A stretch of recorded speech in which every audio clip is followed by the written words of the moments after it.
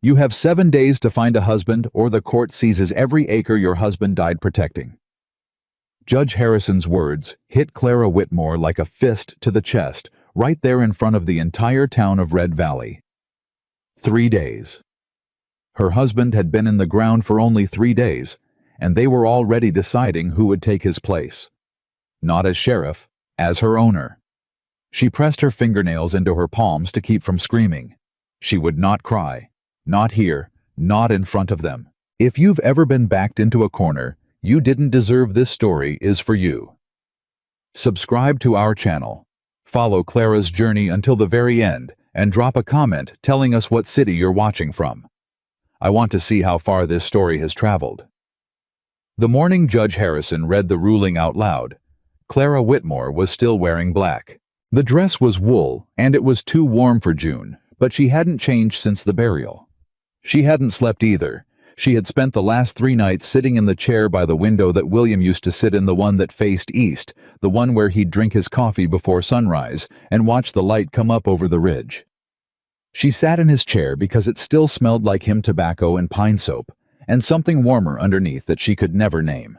She had been trying to memorize that smell, because she understood even then that it would not last. The courthouse in Red Valley was not a grand building. It was a single room with plank floors and a low ceiling that collected heat like a pot with a lid on it, and by the time Clara arrived that morning, the benches were already full. Not because the people of Red Valley were concerned about justice. They were there because it was the most interesting thing to happen since William Whitmore took a bullet in the chest trying to stop a robbery at the grain depot 6 nights ago. Clara had been the one to find him. She hadn't talked about that part to anyone. She walked to the front of the room and sat down in the chair that had been left for her directly in front of the judge's table, and she kept her spine straight and her hands folded and her face completely still. She had learned that skill early, the skill of stillness when everything inside you is coming apart. William used to call it her armor. She wore it now. Judge Harrison came in from the side door, and the room went quiet fast, the way rooms go quiet when authority enters. He was a stout man, with white side whiskers and small eyes that didn't miss much, and he carried a leather binder under one arm like it contained the fate of the world, which for Clara Whitmore, it did. He set the binder on the table without looking at her. He opened it. He read, under Montana Territorial Code Section 41 subsection C, a widow who holds property deeded solely in her late husband's name, and who has no living male relative within the territory, must either transfer title of said property to a recognized male guardian, or enter into legal marriage within a period of no less than 7 days from the date of her husband's passing. He paused. The room did not make a sound. Clara's hands tightened in her lap, but her face did not move. In the case of Clara Ann Whitmore, widow of Sheriff William James Whitmore, deceased, this court finds that the above conditions apply. Harrison looked up for the first time. He looked directly at her. "Mrs. Whitmore, you have 7 days to remarry, or surrender the ranch." And then the room erupted, not in outrage, in conversation. People turned to each other and started talking the way people do when something happens that interests them, when someone else's tragedy becomes the event of the week. Clara heard fragments of it all around her. Well, she can't run that place alone. William would have wanted someone to look after her. What about the Henderson boy? He's looking for a wife. No, she's too much trouble. That one always has opinions. Clara stood. She didn't plan to speak.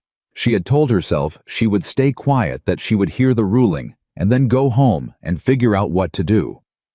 But something happened when she stood up. Something she couldn't explain, and the words came out before she could stop them. "I have managed that ranch beside my husband for 8 years. Her voice came out steadier than she expected. "I know every acre of that land. I know every horse by name, every contract in the filing cabinet, every rotation of the cattle routes. I have kept the books, repaired fences, negotiated with buyers, and trained 3 ranch hands. I have done all of that while also raising a household. So I would like someone in this room to tell me clearly and out loud exactly what it is they think I cannot do." The room went very quiet again. Harrison looked at her over the top of his binder. Mrs. Whitmore. I am not finished. She turned slowly, letting her eyes move across the benches, across the faces of the people she had cooked meals for and nursed through fever, and stood beside at funerals. My husband gave his life protecting this town, and the thanks this town gives his widow is a 7-day countdown to either give away everything he built or hand herself over to a man she doesn't know. She sat back down. Her hands were trembling now, but she kept them in her lap where no one could see. Harrison cleared his throat. The law is the law, Mrs. Whitmore. I don't write it, I apply it. I understand. She kept her voice even. Who did the court have in mind? It was the wrong question. Or maybe it was the exactly right one, because the look that passed between Harrison and the man sitting in the far left corner of the room told Clara everything she needed to know before a single word was spoken. The man in the corner was Nathan Cole. He was 45 years old, and he owned more land in the valley than any other single person, and he had been buying up smaller properties for the past 4 years in a pattern that looked, if you knew where to look, very much like a man building walls around something he wanted. Clara had noticed it 2 years ago. William had noticed it the year before that. 2 weeks before the shooting at the grain depot, William had told her he thought Nathan was behind the recent pressure on the smaller ranchers, the fence cuttings, the mysteriously spooked cattle, the fires that happened to break out in barns belonging to men who had refused to sell. I can't prove it yet, he'd said, but I will. He never got the chance. Nathan Cole caught her looking at him and smiled. Not a warm smile, the kind that told you the other person already knew how the game was going to end. Clara looked away. The court, Harrison said carefully, has identified a candidate who has agreed to take legal responsibility for the Whitmore property. A man of suitable age and established residency. His name, Clara said. Harrison shuffled papers. Caleb Dawson. The room reacted like someone had dropped something heavy on the floor. People sat up straighter. A few laughed outright, quickly smothered, but not before Clara heard them. She heard someone behind her whisper the broken cowboy, and someone else respond, "What a miserable match." She didn't know the name, not well. She had heard it the way you hear names in small towns in passing, in warnings and stories that grew in the telling. Caleb Dawson was the man who lived alone in the eastern section of the valley on a patch of land that nobody else had wanted. He had come to Red Valley 4 years ago and had never once given anyone a reason to like him or a reason to fear him. He simply existed at the edges of things, which somehow made people more nervous than if he'd given them something specific to point to. She had seen him once, maybe twice. She could not have told you the color of his eyes. "Bring him in," Harrison said. The door at the back of the room opened and Caleb Dawson walked in. He was taller than she remembered, or maybe she hadn't registered it the one time she'd seen him before. He moved the way men move when they've spent most of their lives outdoors, with an economy of motion that had nothing to do with grace and everything to do with habit. He was wearing clean clothes, which told her he'd made some effort, and he had the look of a man who had made no effort to look like he'd made an effort, which she found against her will slightly interesting. His hands were scarred. She noticed that first before she noticed his face. The kind of scars that don't come from a single accident, but from years of accumulated work and small disasters. His face was sun-weathered and hard to read, and his eyes, she could see now that they were dark brown, almost black, moved across the room without emotion until they found her. He held her gaze for exactly 2 seconds. Then he looked at Harrison. "I'm here," he said. "Not as a greeting, just as information." Harrison gestured to the chair beside Clara. Caleb crossed the room and sat in it. He didn't look at her again. He sat with his forearms resting on his knees and his eyes on the floor, and Clara studied the side of his face and tried to figure out what was happening. Why would this man agree to this? What did he want? "Mr. Dawson has agreed to the arrangement under the terms outlined in the court's proposal," Harrison said. "A legal marriage with full property rights remaining in trust under both names to be reviewed at the end of 1 calendar year." "Reviewed how?" Clara asked. "If both parties are in agreement, the marriage continues. If either party wishes to dissolve it, the property will be divided according to contribution." She looked at Caleb. "And you agreed to this?" He turned to look at her. Up close, there was something in his face that she hadn't expected, not coldness exactly. Something quieter than that. Something that had been quiet for a very long time. "I agreed," he said. "Why?" A pause. He seemed to consider whether to answer honestly or give her the easy version. He chose honest. Because it was this or Nathan Cole. The room buzzed. Nathan in his corner went very still. "You know him?" Clara asked carefully. "I know his type." Caleb held her gaze. "I know what men like him do to things they want to own." She stared at him for a long moment. She didn't know whether to trust him. She didn't know whether she trusted anyone in this room. But she recognized something in what he'd said, a directness she hadn't expected, a clarity that cut through the noise of everything else happening around her. "All right," she said. She turned back to the judge. "When does this have to happen?" "The court requires the ceremony within 48 hours. She pressed her lips together. She nodded once. "Fine." The wedding took place 2 days later in the same courthouse, with Harrison officiating and exactly 3 people in attendance. Tom Briggs, who was the court recorder, and 2 women from town who came because weddings in Red Valley, even reluctant ones, were still events. Clara wore a gray dress, not the black one, because even in her grief, she had enough self-possession to recognize that black at your own wedding was a step too far. Caleb wore the same clean clothes he'd worn to the hearing, plus a coat that fit him well enough to suggest it might actually be his. They stood side by side. They did not touch until they had to. Harrison read the words quickly, which Clara was grateful for. "When it came time for the part where you agreed to love and cherish until death." She kept her voice flat and her eyes forward, and she heard Caleb say the same words beside her, in a voice that was not flat. It was careful, which was different, and somehow harder to listen to. When it was over, Harrison signed the paper and handed it to her. She folded it and put it in her pocket. Outside, the street was quiet. It was mid-morning, and most people were at work, and the few who saw them come out of the courthouse looked quickly and looked away. She heard one woman say something to the person beside her, and she heard the word shame, and she could not tell if it was directed at the situation or at her or at Caleb. She didn't ask. She walked to where her horse was tied. She untied it, and then she turned to find Caleb standing a few feet away waiting. "My ranch is east," she said. 20 minutes on the main road." "I know where it is." She looked at him. "Of course you do." She put her foot in the stirrup and swung up. "You can follow me or find your own way. Either works." He found his own horse, a solid gray gelding tied farther down the post, and he followed her. The Whitmore Ranch was 240 acres of river bottom land that William had homesteaded 11 years earlier, before Clara had arrived, and then built up steadily across the years they were together. It was not the biggest property in the valley, but it was one of the most efficiently run, and anyone who knew cattle knew that the Whitmore operation was organized in a way that most ranchers twice the size couldn't match. Clara had built that organization. She hadn't always gotten credit for it. She rode into the yard and dismounted before Caleb had fully stopped, and she turned to face him before he could say anything. "Here are my conditions," she said. He looked at her. "All right. The ranch is mine.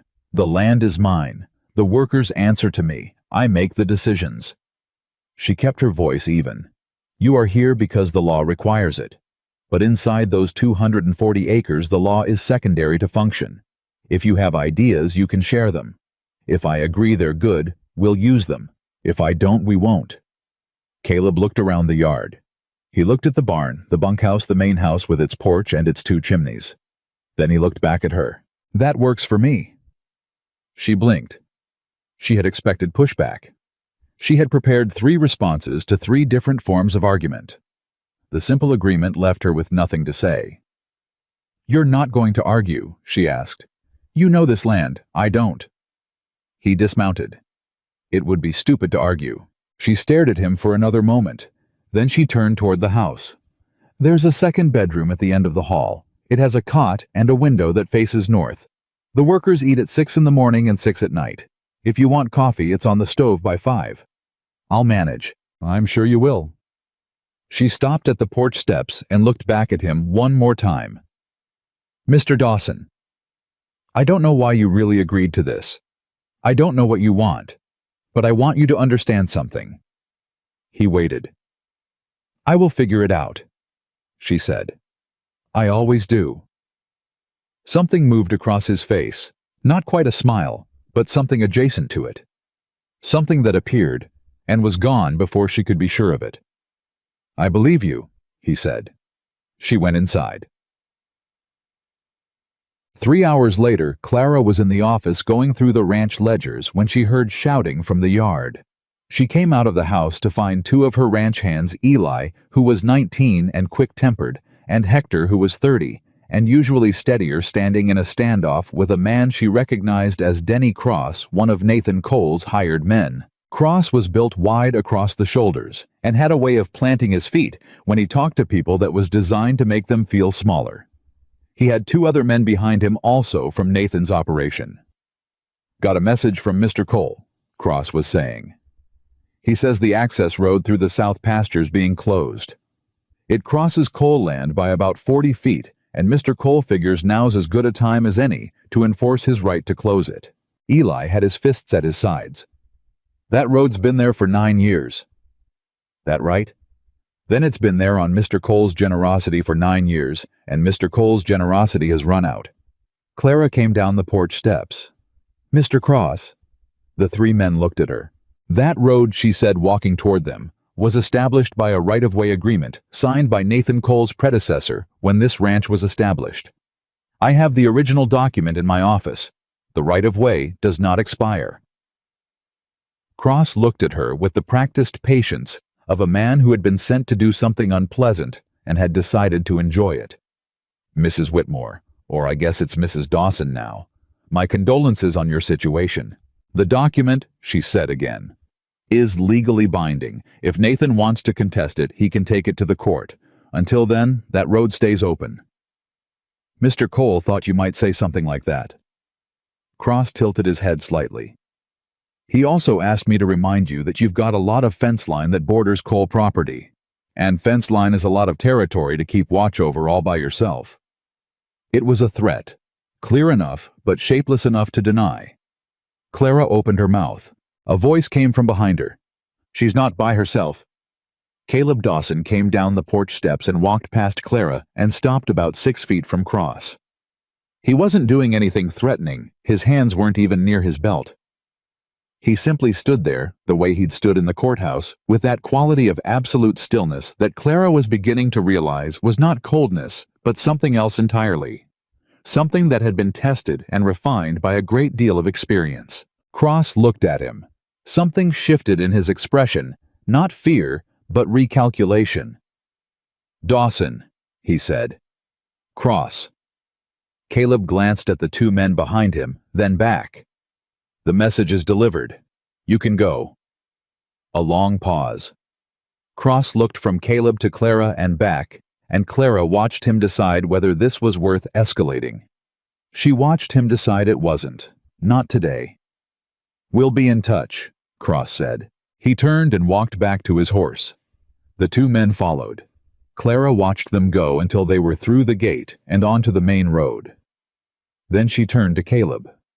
I had it handled, she said. I know you did. He looked at her. But 3 against 1 is 3 against 1. She studied him for a moment. You know Nathan Cole's man. I've seen him. Where? Caleb was quiet for a second. 2 years ago, before I came here, I was in Billings. There was a rancher there named August Freed who had land Nathan Cole wanted. Cross showed up to have a conversation similar to the one he just had with you. He paused. August Freed sold his land 6 weeks later. Clara felt something go cold in her chest. And what happened to August Freed? Caleb's jaw tightened slightly. Nobody knows. He left town after he signed the papers, and nobody heard from him after that. The yard was quiet. Eli and Hector had gone, still listening. Clara looked at the gate where Cross's dust was still settling. "He's been planning this," she said quietly. "Nathan Cole has been planning this." Caleb said nothing. William knew. She heard her own voice go flat. "He told me he thought Nathan was behind the pressure on the smaller ranchers. But neither of us thought—" She stopped. She thought about the grain depot, the robbery, the shot that had come from somewhere the thief shouldn't have been. A shot that had found William and no one else. She turned back to Caleb and looked at him directly. "I need you to tell me something honestly." "All right. Did you come here because you knew what Nathan Cole was doing?" He held her gaze for a long time, long enough that she knew he was considering exactly how much to say. "I came here," he said finally, "because I didn't want to watch another good thing get destroyed by a man like Nathan Cole." She held his gaze. "That's not quite the same as answering my question," she said. "No," he agreed. "It's not." She turned and walked back toward the house. At the porch she stopped without turning around. "Tonight after supper," she said, "you're going to tell me everything you know about Nathan Cole, all of it. Whatever you've been carrying around." She heard him exhale behind her. "Yes, ma'am," he said quietly. She went inside. Supper was a quiet affair. Hector and Eli ate in the bunkhouse as usual. Clara cooked, not because she felt any obligation to cook for Caleb, but because cooking was what she did when she needed to think, and she had a great deal to think about. She made the kind of meal she'd been making for herself since William died, simple and fast, and hot enough to be satisfying, and she set 2 plates on the kitchen table without ceremony. Caleb sat down when she gestured to the chair. He ate without talking. He didn't compliment the food or ask questions about it, which she appreciated. When the plates were empty, she poured coffee and set his cup in front of him and sat down across the table. "Nathan Cole," she said. He wrapped his hands around the cup. He looked at the table for a moment, and then he looked up and started talking. He'd come from Wyoming 3 years before he'd arrived in Red Valley. Before that, he'd spent 15 years as a trail hand and then a trail boss working the cattle routes from Texas up through Colorado. He'd been saving for a long time.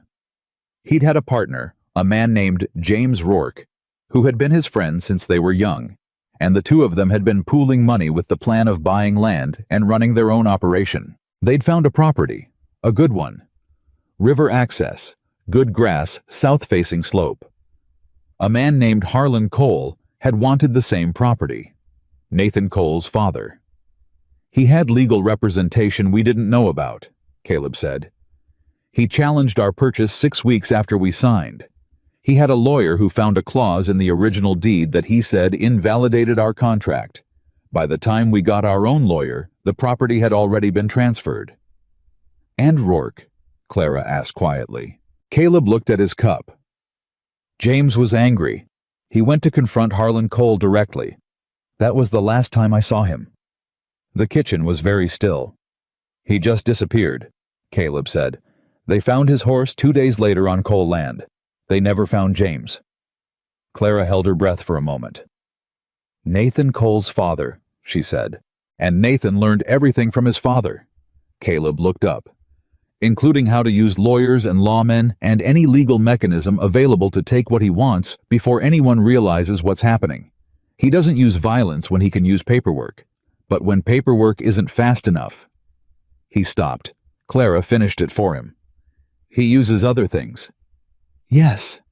She thought about William, about the grain depot, about the shot that had found him so precisely in the chest. "You think Nathan had my husband killed?" she said. It wasn't a question. Caleb looked at her carefully. "I think William was the one person in this valley who was actively building a case against Nathan. I think Nathan knew it. And I think the timing of what happened at the grain depot was not an accident. She had known this. She had known it the way you know things that are too large to say out loud, the way you feel them before you have evidence in the body before the mind. But hearing someone else say it, hearing someone say it as clearly and directly as Caleb had just said, it was different. She put her hand flat on the table. she breathed. Then we need evidence, she said. Caleb was quiet for a moment. That's why William hadn't moved yet. He hadn't found enough. Where would it be? If it exists, it would be in Nathan's records, business correspondence, payment ledgers. Caleb turned his cup slowly in his hands. The kind of thing you'd keep locked up. Then we need someone who has access to those records. Clara thought for a moment. Nathan has a bookkeeper, Roy Finn. He's been with Nathan 8 years. He eats lunch at the Red Valley Diner every Tuesday. Caleb looked at her with what might have been surprise. William told me, she said quietly. He told me a lot of things about who Nathan talked to and how and when. He was building a picture. She pressed her lips together. I didn't know he was building it as fast as he was. A pause stretched between them. Mrs. Whitmore, Caleb said. Clara, she said. If we're going to do this, you can call me Clara. Another pause. Longer this time. Clara, he said. Just the word, carefully like he was deciding what it weighed. This is going to get harder before it gets easier. I know. Nathan's going to push harder when he realizes the access road threat didn't work. I know that too. He might try to discredit you, make people think you're not capable of running this place. She looked at him steadily. He can try. Caleb looked at her for a long moment, and then so briefly she almost missed it. The corner of his mouth moved, not a smile, something earlier than that, a recognition. All right then, he said. He picked up his coffee cup.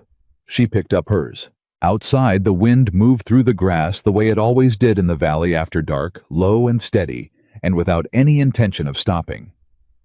Clara listened to it and thought about William, about evidence, about Nathan Cole's locked records, about the gray-eyed man sitting across from her at her kitchen table, who had lost something too, who carried it in the same quiet way she was learning to carry her own loss. And she thought, this is not what I planned. None of this is what I planned, but it might be what has to happen. She set down her cup.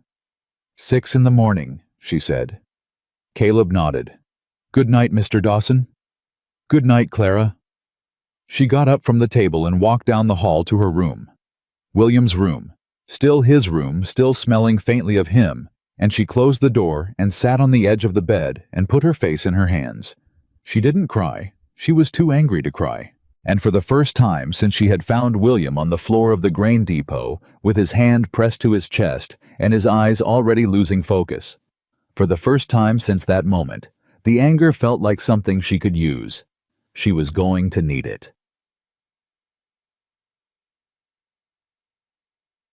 2 days passed. Caleb began moving through the ranch the way water finds its level without announcement, without disruption. Simply finding the places where work needed doing and doing it. He was up before 5 both mornings. She heard him in the kitchen before she was out of her room, heard the sound of the stove being stoked, and came out both times to find the coffee already made. She said nothing about it.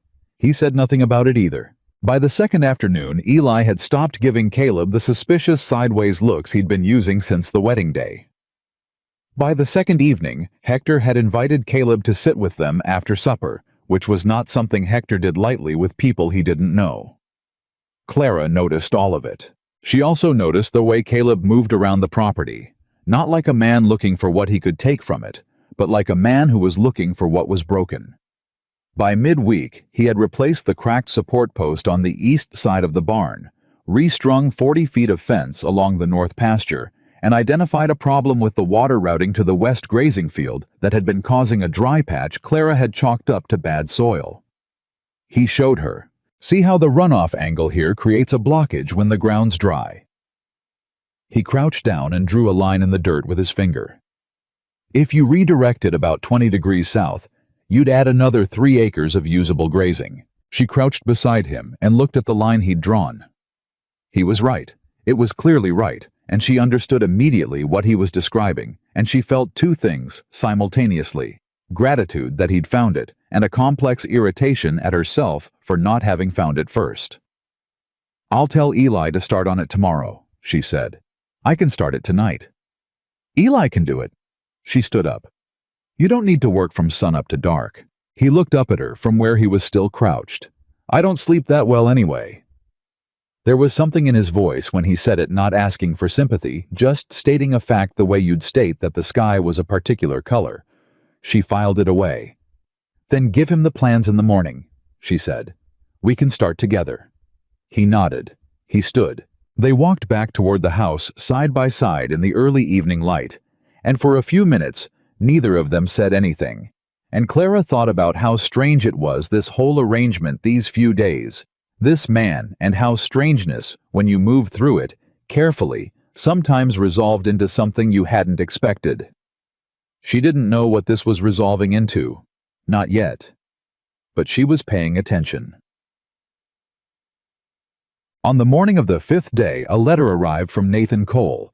It was addressed to Mr. and Mrs. Caleb Dawson, in handwriting that was too neat to be anything other than a lawyer's. And Clara opened it at the kitchen table with Caleb across from her and read it out loud. It was an offer to purchase the ranch. The number was generous. Not fair generous. Generous in the way that made it obvious Nathan knew the property was worth more and was counting on urgency or grief or simple exhaustion to make the offer look better than it was. Clara set the letter on the table. She looked at Caleb. He looked at the letter. He's nervous, Caleb said. Why? Because he expected the access road threat to move faster. He expected you to be less settled than you are. He picked up the letter, scanned it. This is him trying a different door before he tries a window. She thought about that. Then we need to move faster. Tuesday, he said. Roy Finn, the diner. She looked at him. You have a plan. I have the beginning of one. She leaned back in her chair and crossed her arms. Tell me. He told her. It wasn't complicated. Nothing that worked ever was. But it required Roy Finn to be the kind of man who, under certain conditions, with the right approach, might find his conscience more powerful than his loyalty to Nathan Cole. And it required someone to make that approach. He won't talk to you, she said. He doesn't know you. You'd be a stranger asking him to do something that could get him fired or worse. No, Caleb agreed. But he knew William. She went still. He came to the funeral, Caleb said quietly. Finn came to your husband's funeral. I saw him in the back of the church. He didn't stay for the burial. But he came. Clara thought about this. A man who comes to the funeral of the person his employer might have helped kill. A man who carries something. He might talk to me, she said slowly. Caleb said nothing. He was letting her arrive at it herself. Tuesday, she said. Tuesday. He agreed. She looked down at Nathan Cole's letter. At the generous number. At the neat lawyer's handwriting. She picked it up. She walked it over to the stove. She opened the door and dropped it in. She watched it catch. Start writing the reply. She said, when you have time. Something polite. We're not interested. All right? She closed the stove door. Tuesday was 3 days away. She had work to do. Tuesday came in cold and gray, the kind of morning that made the valley feel smaller than it was. Clara was up at 4:30. She didn't tell Caleb she hadn't slept. She didn't need to when she came into the kitchen and found him already at the stove with coffee made and his coat on. She understood that he hadn't slept either, and neither of them said anything about it. That was becoming its own kind of language between them. The things they didn't say. The things that sat on the table between them like objects that didn't need to be named. She drank her coffee standing up. He sat across from her and did the same. You know what you're going to say to him? Caleb asked. I'll know when I'm in front of him. He looked at her over his cup. That's either very confident or very dangerous. Probably both. She set her cup down. Roy Finn is a careful man. He's been with Nathan 8 years, and he's never once said a wrong word about him in public, which means he either believes in Nathan completely or he's afraid of him completely. Men who came to funerals the way he came to William's, they're not believers. They're guilty. Caleb was quiet for a moment. And you're going to use that. I'm going to give him a place to put it. She met his eyes. There's a difference. He nodded slowly, not agreeing exactly, acknowledging. She picked up her coat from the hook by the door. "I'll be back by noon. I'll be here." She stopped at the door. Something made her turn back. She wasn't sure what, some instinct, some awareness of the weight of what she was walking into. "If I'm not back by 1 o'clock, I'll come looking," he said, simple and flat, like it was already decided. She held his gaze for exactly 1 second. Then she walked out. The Red Valley Diner sat at the main intersection of town and had been there longer than most of the buildings around it, which was obvious from the way the floor sloped slightly toward the west, and the front door had to be lifted slightly to close properly. Clara had eaten breakfast there more times than she could count, mostly with William after church on Sundays, and walking in alone felt like walking into a room where something was missing that nobody else could see. She took the table by the window. She ordered coffee and a plate of eggs she didn't particularly want, and she sat with her back to the wall the way William had always done, and she waited.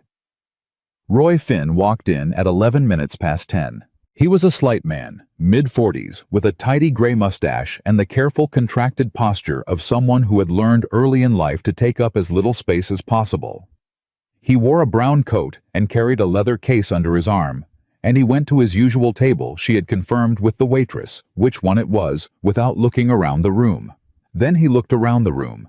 He saw her. Something moved across his face, not quite panic, but its cousin. He looked at the door, then back at her, and Clara could see him making the calculation, and she held his gaze steadily, so that he understood she had chosen this table this morning, this timing on purpose, and that leaving now would not make that fact go away. He sat down at his usual table. She gave him 3 minutes. Then she picked up her coffee and walked over. "Mr. Finn," she said. "May I sit?" He looked like a man being asked if he'd like to be handed something hot.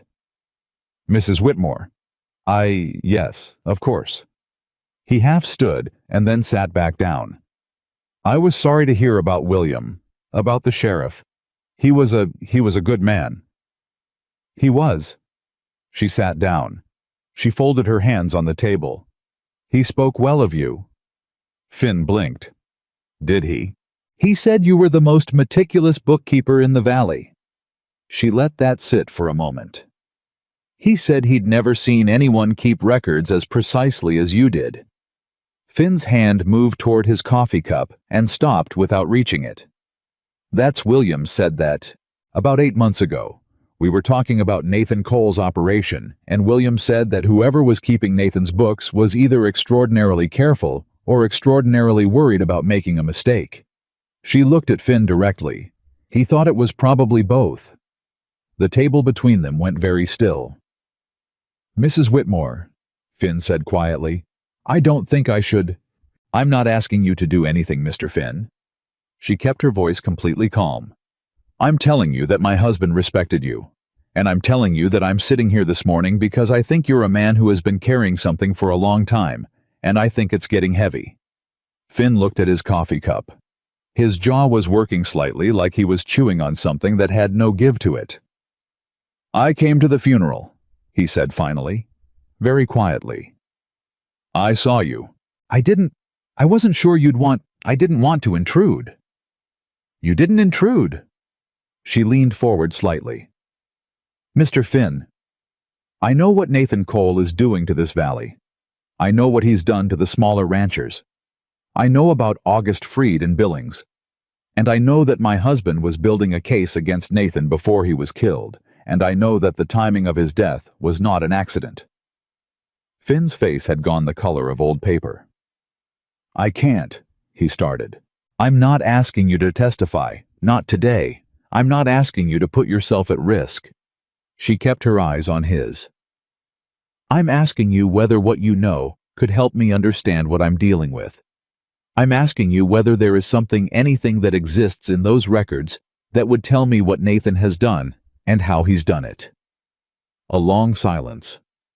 Long enough that the waitress came and refilled Finn's coffee and walked away again without either of them looking at her. "There are payment records," Finn said. He said it to the table, not to her. His voice was barely above a murmur. "Cash payments, to individuals whose names don't appear anywhere else in the business accounts. going back 4 years. Clara kept her breathing even. What kind of amounts? Large. He pressed his lips together. Significant amounts, made in irregular intervals, sometimes monthly, sometimes after specific dates. She understood what he was saying without him saying it. After specific dates, after specific events, after men sold land they hadn't wanted to sell, after fires, after accidents, after a shooting at a grain depot. "Where are those records?" she asked. "Locked." His hand finally reached his cup. He picked it up but didn't drink. "In the safe in Nathan's personal office. The main ledgers are in my office, but the secondary set." He stopped. "Secondary set?"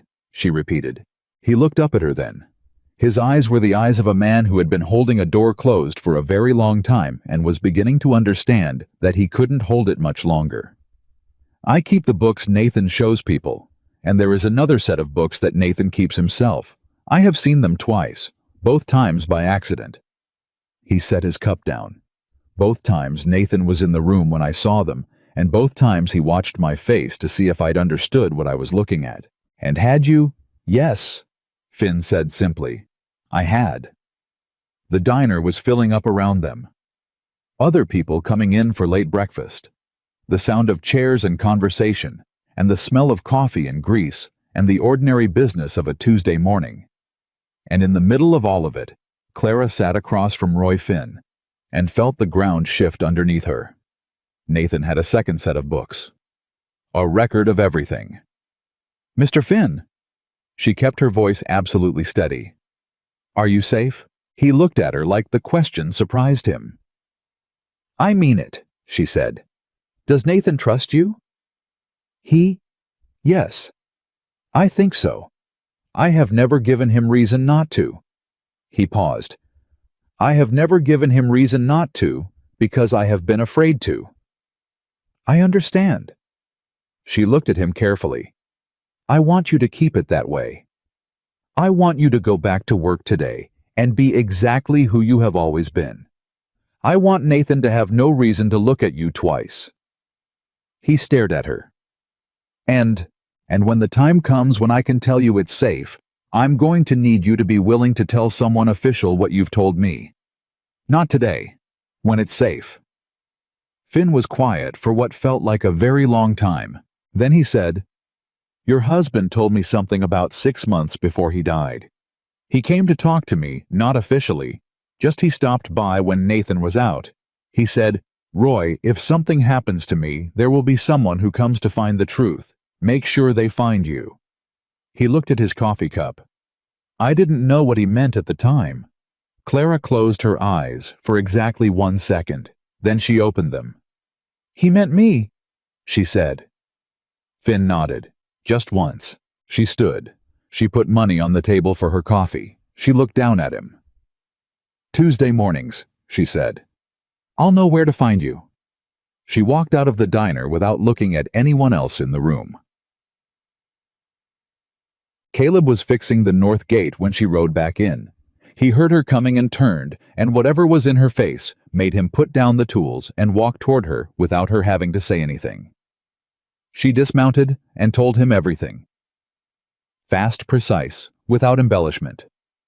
She told him about Finn, about the secondary ledgers, about William's visit 6 months before his death. She told him what Finn had said about specific dates and significant cash payments. Caleb listened without interrupting. When she finished, he was quiet for a moment. "William knew," he said. "He was closer than I realized." She pressed her hand flat against her horse's neck, steadying herself. He had already talked to Finn. He was already building something. Her voice tightened. And Nathan knew he was building it. Which means Nathan moved faster than William expected. Yes. Caleb looked out toward the main road. His jaw was tight. "Then Nathan's going to figure out you were at the diner this morning. He has people in town. He'll know before tonight." Clara had already thought about this. "Then we need to be ahead of him. We need to move before he can shift those records somewhere we can't reach. We can't get into his office." "No." She looked at Caleb. "But there's someone who can." He looked at her. Tom Briggs, she said. The court recorder. William was friends with him. If we can establish that we have a witness, if we can tell Briggs enough to get him to formally request Nathan's financial records as part of a territorial court inquiry. Nathan will hide them before Briggs can get a writ.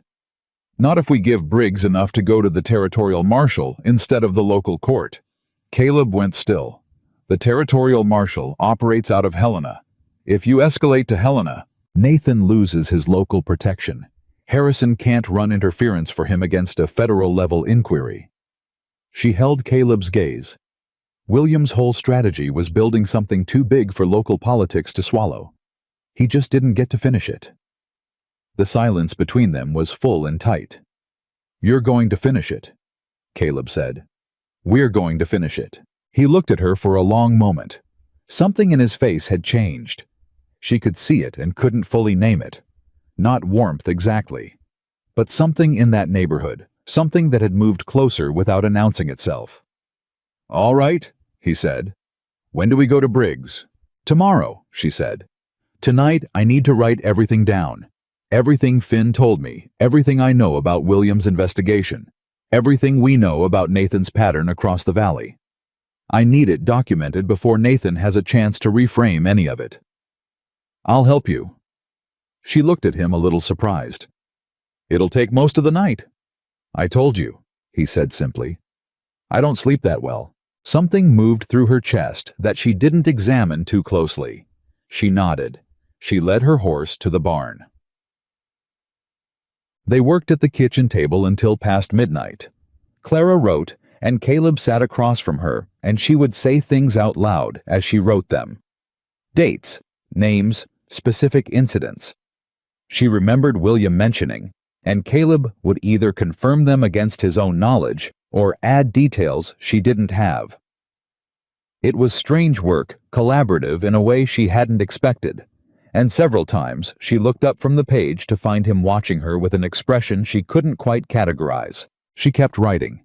At some point around 11 he got up and made more coffee without being asked, and when he set her cup beside her hand she said, "Thank you," without looking up from the page, and she heard him say, "Sure," in that quiet, unlabored way he said most things, and she was aware in a way that she was careful not to examine that it felt unexpectedly natural. Two people in a kitchen, late at night, working on something that mattered. She had not had that with anyone since William. She filed that thought away. By midnight, they had 12 pages. A detailed chronology of Nathan Cole's land acquisitions over 6 years, cross-referenced with the incidents, the fires, the fence cuttings, the pressures and disappearances that had preceded ranchers selling to him. They had the names of 8 properties. They had August Freed in Billings. They had Roy Finn's testimony about the cash payments framed as a sworn statement ready for Finn to sign when the time came. And at the bottom of the last page, Clara wrote William's name. She looked at it for a moment. Then she signed her own name beneath it. It's enough to start, Caleb said. She looked up. He was reading the last page over her shoulder, and she realized he had moved closer at some point without her noticing. He was close enough that she could have reached out and touched his arm. She didn't. It needs to be more than a start, she said. We have testimony and pattern. We don't have the secondary ledger. Briggs can compel it. Only if he takes it to Helena. He will. Caleb looked at her. He will because he knows what this is, and because he was William's friend. She looked down at the pages. At 12 pages of everything William had been building before someone had stopped him. Caleb? She said it without looking up. Yeah. Why did you really come here? A pause. She heard him move. He pulled out the chair across from her and sat down. She looked up. He had his hands on the table. He was looking at them. I told you I came because I didn't want to watch Nathan Cole destroy another good thing. You did. That's true. But it's not all of it. He looked up. His eyes in the lamplight were very dark and very direct. I came because when I heard what happened to William, when I heard a sheriff in Red Valley had been shot at the grain depot, I knew. I knew it was the same pattern. I had seen it in Billings. I had seen it in Wyoming before that. He paused. And I knew that whoever he'd left behind was going to need someone who understood what Nathan Cole was capable of. She looked at him. You came here for me. I came here for what was right. He held her gaze. And you happened to be the person holding it. She was very still for a moment. Then she said, James Rourke, your friend. Something moved across his face. You've been doing this for him, she said quietly. Every time Nathan Cole comes after something good, you've been doing it for James. He didn't answer for a long time. The lamp flickered slightly between them. Outside, the wind moved through the grass low and steady, and without any intention of stopping. Something like that, he said finally. She looked at him, this quiet, careful, scarred man who had carried a dead friend across 4 years and several states, and had walked into a courthouse and agreed to marry a stranger because the alternative was watching something good be destroyed, and she felt something shift inside her. Not toward him, not yet. But something that had been braced and rigid for the past 2 weeks moved slightly like a door that has been bolted from the inside, beginning to consider the possibility of opening. She looked back down at the pages. 12 pages, she said. 12 pages. He agreed. Get some sleep, she said. We go to Briggs first thing. Tom Briggs received them in his office at 8 in the morning, with the expression of a man who had been half expecting this visit for some time and was relieved it had finally arrived. He was a thin man in his mid-50s, with careful eyes and ink-stained fingers, and he had known William Whitmore for 6 years. When Clara put the 12 pages on his desk, he picked them up without speaking and read them straight through, while she and Caleb sat across from him and waited. When he finished, he set them down and looked at Clara. William came to see me, he said.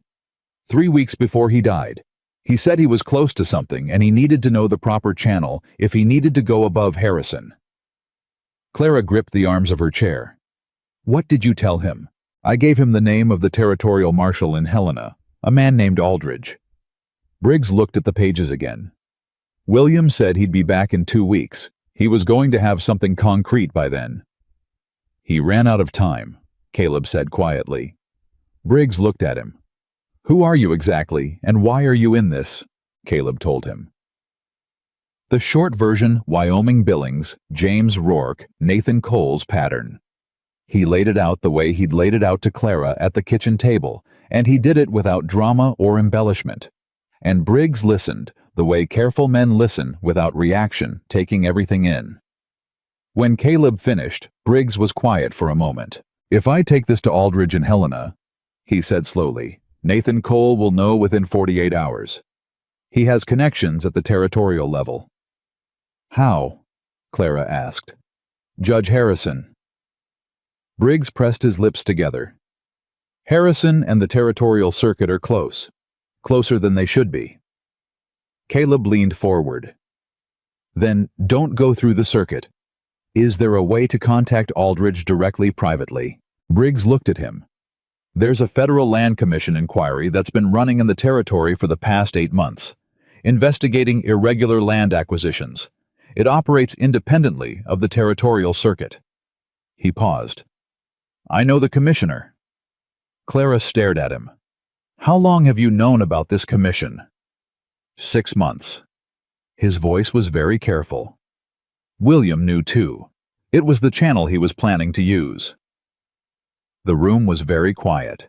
Mr. Briggs, Clara said, why didn't you move on this after William died?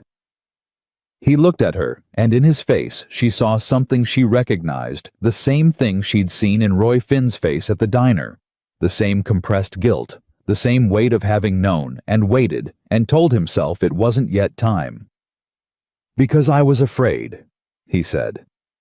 Simply, without excuse. Because Harrison has reach, and Nathan has money, and I am a court recorder in a small valley town. And I was afraid. And now? Caleb asked. Briggs looked at the 12 pages on his desk. Now I have a widow and a former trail boss sitting in my office with documented evidence, and I am tired of being afraid. He picked up the pages. I'll contact the Land Commission today, through a private channel, not through the circuit. How long? Clara asked. A week? Maybe 2? Nathan will move in that window. I know. Briggs looked at her steadily, which means you need to keep Nathan looking at you instead of at me. Give him something to focus on. Make him think you're negotiating or delaying or afraid. Clara thought about this. She thought about Nathan's generous letter, the one she'd burned in the stove. I can do that, she said. She stood. Caleb stood beside her. Tom. She said his first name, the name William had used for him. Thank you. Briggs looked at her with something in his face that was past guilt and past fear on the other side of both. Your husband was a good man, Clara. The best man in this valley. He looked at Caleb briefly, then back at her. It seems like he left things in capable hands. She nodded. She turned toward the door. Caleb held it open for her without thinking about it, without ceremony, and she walked through without acknowledging it, and neither of them said anything about the fact that it was a small thing, and not a small thing at all. Nathan Cole was waiting on the porch of the general store when they came out of Briggs's building. He had 2 men behind him, and he was wearing his good coat, and his expression was the expression of a man who had arranged the encounter in advance and wanted that to be known. He looked at Clara, and then at Caleb, and then back at Clara, and he smiled. Mrs. Dawson. He came down the steps toward her. I was hoping to run into you. Mr. Cole. She stopped at an appropriate distance. Caleb stopped beside her, slightly behind. I assume you received my letter. I did. And I've given it careful consideration. She kept her voice pleasant neutral, the voice you used when you were doing something with your face that was different from what was happening inside you. It's a generous offer. Nathan's smile widened slightly. I thought so. I'd like some time to think it over properly. A week, perhaps. A beat. Nathan's eyes moved to Caleb, measuring, calculating. A week is reasonable. He looked back at Clara. I want you to know, Clara. May I call you Clara? This offer comes from a place of genuine concern. A woman in your position taking on the burden of that ranch alone. She's not alone. Caleb's voice was flat and even, and not loud. He didn't step forward. He just said it. Nathan looked at him. The 2 men behind Nathan looked at Caleb. Of course not, Nathan said smoothly. You have Mr. Dawson's help. Though I understand running a ranch of that size requires significant resources. More than a trail hand's experience might prepare you for. He said trail hand, the way some men said words they intended as a step lower than where they found you. Caleb didn't blink. 1 week, Clara said, drawing Nathan's attention back to her. I'll be in touch. She turned and walked to her horse. Behind her, she heard Nathan say not to her, to the air in general, but loud enough. I do hope she makes the right decision. She didn't turn around. She mounted up, and Caleb mounted up beside her, and they rode out of town at a steady pace side by side, not rushing because Nathan was watching, and she would not give him the satisfaction of speed. When they were out of sight of the main street, she exhaled. He knows we went to see Briggs, she said. Probably. Caleb glanced behind them. He had someone watching the building. Did you see who? Cross. He was around the side of the feed store. I spotted him when we came out. She thought about that. What did you see in Nathan's face when you said I wasn't alone? Caleb was quiet for a moment. Recalculation, he said. He expected you to be easier than you are. He expected me to be someone he could work around. And now he's adjusting. Caleb looked at her. Which means we need to move before he finishes adjusting. She nodded. 1 week, she said. They rode in silence for a while, side by side, the only sound the movement of their horses on the road and the wind low through the valley grass.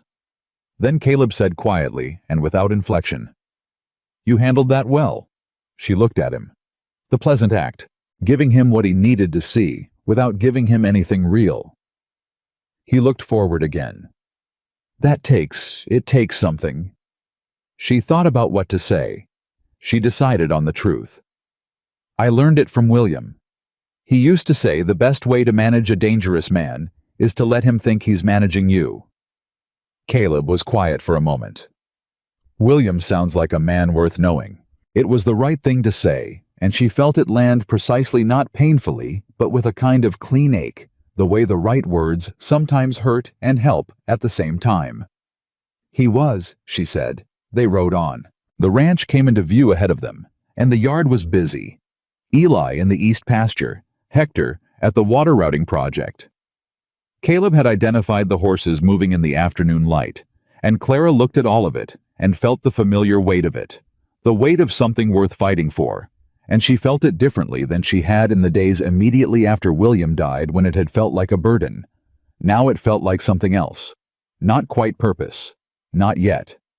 But it's beginning. She looked over at Caleb as they came through the gate. "Tonight," she said, "I'm going to write a letter to Roy Finn. Tell him what we've started. Give him the chance to be ready when the time comes. All right? And I'm going to write to Nathan. String him along for the week he expects. All right." She dismounted. "And tomorrow I need you to show me everything you know about Nathan's operation. The land parcels he's acquired, the sequence, the timing. You said you'd been watching his pattern. I want to see all of it." He dismounted beside her. "It's going to take a full day." "Then we'll start early." She started toward the house. She heard him behind her, and then his voice, "Clara." She stopped and turned. He was standing with his horse's reins in his hand, and there was something in his face that she hadn't seen there before, not quite open, but less closed than he usually allowed himself to be. Like a window that had been cracked slightly to let air in. "For what it's worth," he said. "William was right to trust Finn. And Finn was right to wait for you." He paused. "You're the right person to finish this." She held his gaze for a moment. "We'll see," she said. But something in her chest said yes, maybe. She went inside. The letter to Nathan went out Wednesday morning, written in Clara's hand on good paper, polite and non-committal, and carefully constructed to sound like a woman wrestling with a difficult decision. She told him she was considering his offer seriously. She told him she appreciated his patience. She told him she would need a few more days to consult with her late husband's business contacts before she could give him a proper answer. Every word of it was a lie. Every word of it bought them time. She sealed it herself and sent Eli into town with it, and when Eli came back that afternoon, he reported that Nathan's man had taken it at the door of the Cole property and had not said a single word in response. Clara filed that detail away. Silent receipt meant Nathan was pleased. Pleased meant he believed her. Good.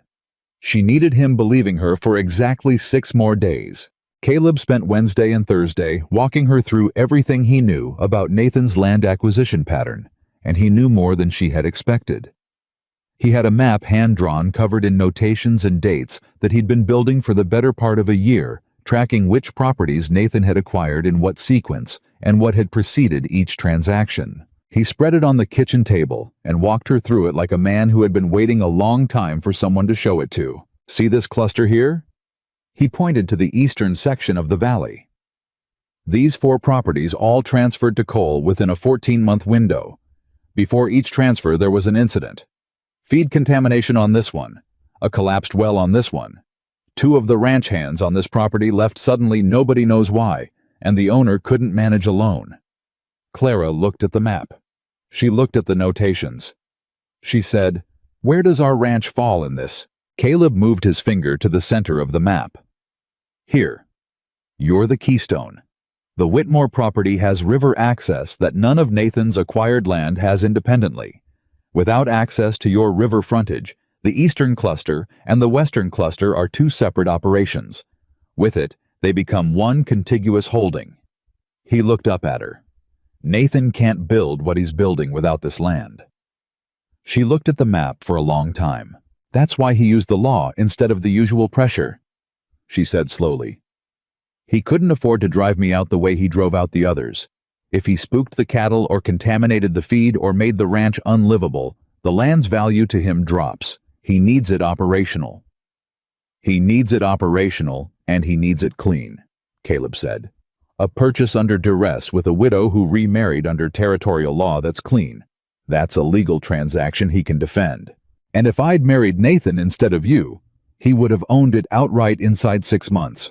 Territorial law would have given him every tool he needed to transfer the deed. Caleb paused.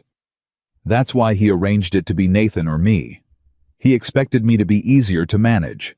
A man with no local ties, no reputation, no leverage. Someone he could pressure or buy out once the marriage was in place. Clara looked at him. He miscalculated. He did. Something moved between them, at that a small shared recognition, the kind that doesn't require comment. She looked back at the map. We take this to Briggs, she said. Today. This goes with the 12 pages. I was going to suggest the same thing. They went that afternoon. Briggs looked at the map for a long time without speaking.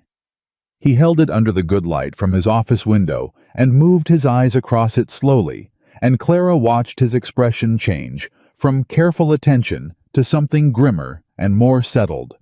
He set it down. I sent the letter to Commissioner Aldridge yesterday, he said. Private courier, not through the circuit post. If the timing holds, I should have a response by end of week. End of week is cutting close, Caleb said. I know it. Briggs looked at the map again. If Aldridge moves on this, he'll need to move fast. Nathan will find out something is happening when Aldridge's office starts pulling territorial land records. That gives us at best 48 hours between the moment Nathan realizes what's coming and the moment the commission can formally subpoena his records. In those 48 hours, Clara said, Nathan will try to move the secondary ledger. Or destroy it. Finn, Caleb said. They both looked at him. If Finn knows the subpoena is coming, Caleb said, he can document what he's seen before Nathan has a chance to hide it. A sworn affidavit about the secondary ledger's existence, the dates, the amounts, the pattern. Even if Nathan destroys the physical records, a corroborating witness statement changes what the commission can do. Briggs was nodding slowly. A statement from an inside witness who has seen the records firsthand. That's significant. Can you talk to Finn? Clara asked Briggs. Officially enough to give him protection, unofficially enough that Nathan doesn't hear about it yet. Briggs thought about this. I can visit him in a professional capacity. Records review.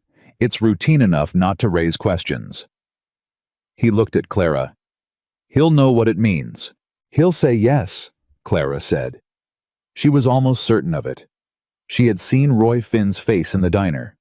She had seen the weight he was carrying. Some weights can only be set down one way. Thursday, Briggs said. I'll go to Finn on Thursday. Clara nodded. And we wait for Aldridge. You wait for Aldridge. Briggs looked at her squarely.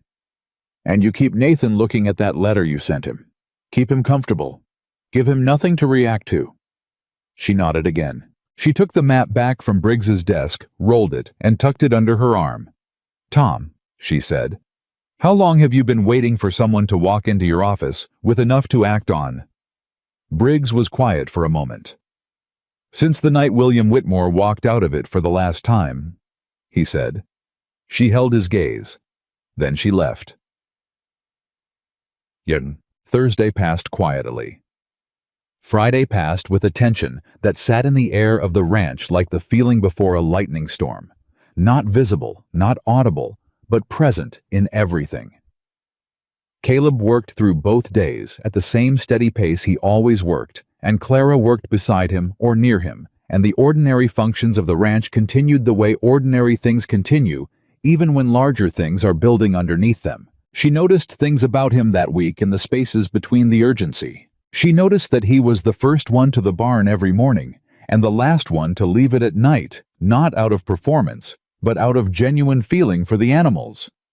He moved around horses, the way you move around people, you like with attention and patience and a kind of instinctive consideration. She noticed that when Eli said something stupid at supper, which Eli did regularly, Because Eli was 19 and had a 19-year-old's conviction that his opinions were fully formed, Caleb didn't dismiss him. He waited, and then he asked a question that led Eli to the better answer himself. And Eli thought he'd arrived there on his own, and everyone at the table was better for it. She noticed that he never once in the days since they'd begun working toward Nathan's exposure expressed doubt about whether it would work. Not false confidence. Something more useful than that, a kind of bedrock steadiness. The steadiness of someone who has already lost the thing they were most afraid of losing and has discovered that they're still standing. She thought about James Rourke. She thought about what it costs a person to lose a friend that way, not to distance or argument, or the ordinary driftings of life, but to something deliberate and cruel and unresolved. She thought about how you carry that. Whether you carry it as grief, or as purpose, or as both at once layered together until you can't separate them. She thought Caleb had found a way to carry it as both. She didn't say any of this to him, but she thought it. Saturday morning, Briggs's reply came. Not from Briggs, from Tom Briggs's assistant, a young man named Peter who arrived at the ranch gate on horseback and handed Clara a sealed envelope and left without waiting. She opened it at the kitchen table with Caleb across from her. Aldrich confirms. Commission inquiry opens Monday. Subpoena for Cole financial records to be issued through Federal Channel Tuesday morning. Harrison Circuit bypassed. Finn has agreed. Statement being prepared. Do not contact me until Monday. TB. She read it twice. She set it on the table. Caleb read it. Neither of them spoke for a moment. Monday, he said. 2 days. We need to keep Nathan quiet for 2 more days. She nodded. She looked at the letter. She turned it face down on the table as if she were closing something. What do we do with 2 days? She asked. He looked at her. We work. We do exactly what we always do. We don't change anything. Nathan will be watching. Let him watch. The more normal everything looks, the better. She looked at him for a moment. You're very calm about this. One of us should be. She almost smiled. It surprised her. The almost smile surprised her by arriving before she could decide whether to let it. She pressed her lips together and looked back at the letter. 2 days, she said. Outside, a wind was starting to build. The storm hit Saturday night. It came in from the northwest. The way the worst storms came in the valley fast, and without much warning. A cold front dropping temperature 20 degrees in an hour, the sky going from gray to black to something that had no color at all. Clara heard it in her sleep before she was properly awake, the sound of something hitting the barn, a banging that resolved as she came fully conscious into the sound of a door that hadn't been properly latched, swinging hard in the wind. She was up and dressed in 3 minutes. She came out of her room to find Caleb already at the front door, pulling his coat on, and they didn't exchange words, just moved together out of the house and into the yard, where the wind was pulling at everything that wasn't nailed down. The horses were the first problem. The east pasture gate had blown open, and 3 of the horses were out and in the dark and the wind. They were difficult to see and more difficult to predict. Clara took the left side of the pasture, and Caleb took the right without discussing it. And for 40 minutes they worked in the howling dark to collect the horses and get them back through the gate. Hector and Eli came out of the bunkhouse halfway through and took over the horses, freeing Clara and Caleb to deal with the barn door, which had not just blown open, but had pulled its top hinge half out of the frame and was now swinging badly enough to do structural damage if it kept going. I need something to stand on, Caleb said, looking at the hinge. And a hammer and the right size nail. Barn north wall tool rack, Clara said. He went. She held the door against the wind, which was harder than it sounded, and she planted her feet and put her shoulder against it and used her whole body to hold it steady while the storm pulled at it with both hands. Her arms were burning by the time Caleb came back with the tools. He climbed the fence rail to reach the hinge. He worked fast with the certainty of someone who had repaired 100 things in difficult conditions. And Clara watched his hands, those scarred, capable hands, and held the door, and thought that this was what she'd been missing about him in the beginning. The surface of him was so still and so removed, that you could look at it and see nothing. But his hands told a different story. His hands told the story of a man who, when something needed doing, did it. The hinge held. The door closed. They stood in the sudden relative quiet of the inside of the barn. Clara's arms were still shaking slightly from holding the door. She pressed them flat against her sides so it wouldn't show, but she was also breathing harder than she wanted to be, and she was aware that Caleb could see that. "You held it," he said, not surprised exactly, something more like a recognition he'd already had confirmed. It needed holding. He was looking at her in the dim interior light, and there was something different in his face from what she'd seen there before. The stillness was still there, but it had moved, not gone, but shifted to make room for something else. Something less defended. "You're bleeding," he said. She looked down. Her palm had caught the edge of the hinge at some point she hadn't felt it. She'd been too focused on the door, and there was a cut running along the heel of her left hand. Not deep, but producing a disproportionate amount of blood, the way hand cuts always did. She looked at it without much alarm. "It's fine. It needs cleaning. In a minute. Clara." He said it with enough weight that she looked up. "The horses are in. The door is fixed. Hector and Eli can handle the rest." He was already moving toward the tack room, where there was a basic kit. "Come here." She went. She didn't know entirely why she went so readily, whether it was the tone of his voice which had something in it she hadn't heard before, or whether it was just that it had been a long week, and she was tired, in a bone-deep way, that she had been pushing past for days. She sat on the tack room bench and let him clean the cut, and his hands were very careful, and neither of them said anything for a moment. Then he said quietly, and without looking up from her hand, "I need to tell you something." She kept her voice even. "All right. When I agreed to this, to the marriage, to coming here, I had reasons I told you. Nathan Cole, James, doing what was right." He was wrapping the cut now, careful and deliberate. "Those were true. All of them were true. But," she said. He looked up. His eyes in the low light were very dark and very direct, and what was in them was something she had not seen a person look at her with in a long time, something uncomplicated and clear and without agenda. "But when I walked into that courthouse, and I saw you stand up and say what you said to the room about the 8 years, about the land, about not needing saving." He stopped for a moment. "I had already agreed to do the right thing, and then you made it something else." She sat very still. "What did I make it?" she asked. "Something I actually wanted," he said. "Not just something I was doing because it was right." The barn was quiet around them. Outside the storm was still going, but in the tack room it was just the sound of their own breathing and the small sound of him tying off the bandage. She looked down at her wrapped hand. "Caleb," she said. "I know," he said quickly. "I know this isn't, I'm not asking you for anything. I didn't want to keep carrying that around without you knowing it. I know you're not asking for anything." She looked up at him. He was close enough that she could see the exact texture of the scar that ran along his jaw, close enough that she could see that the stillness in his face right now was not its usual quality. It was the stillness of someone who has said something true and is waiting to see what truth costs. She reached up and she touched his face. She didn't plan to. It was the same kind of thing she sometimes said without planning, to the truth arriving before she'd decided to let it.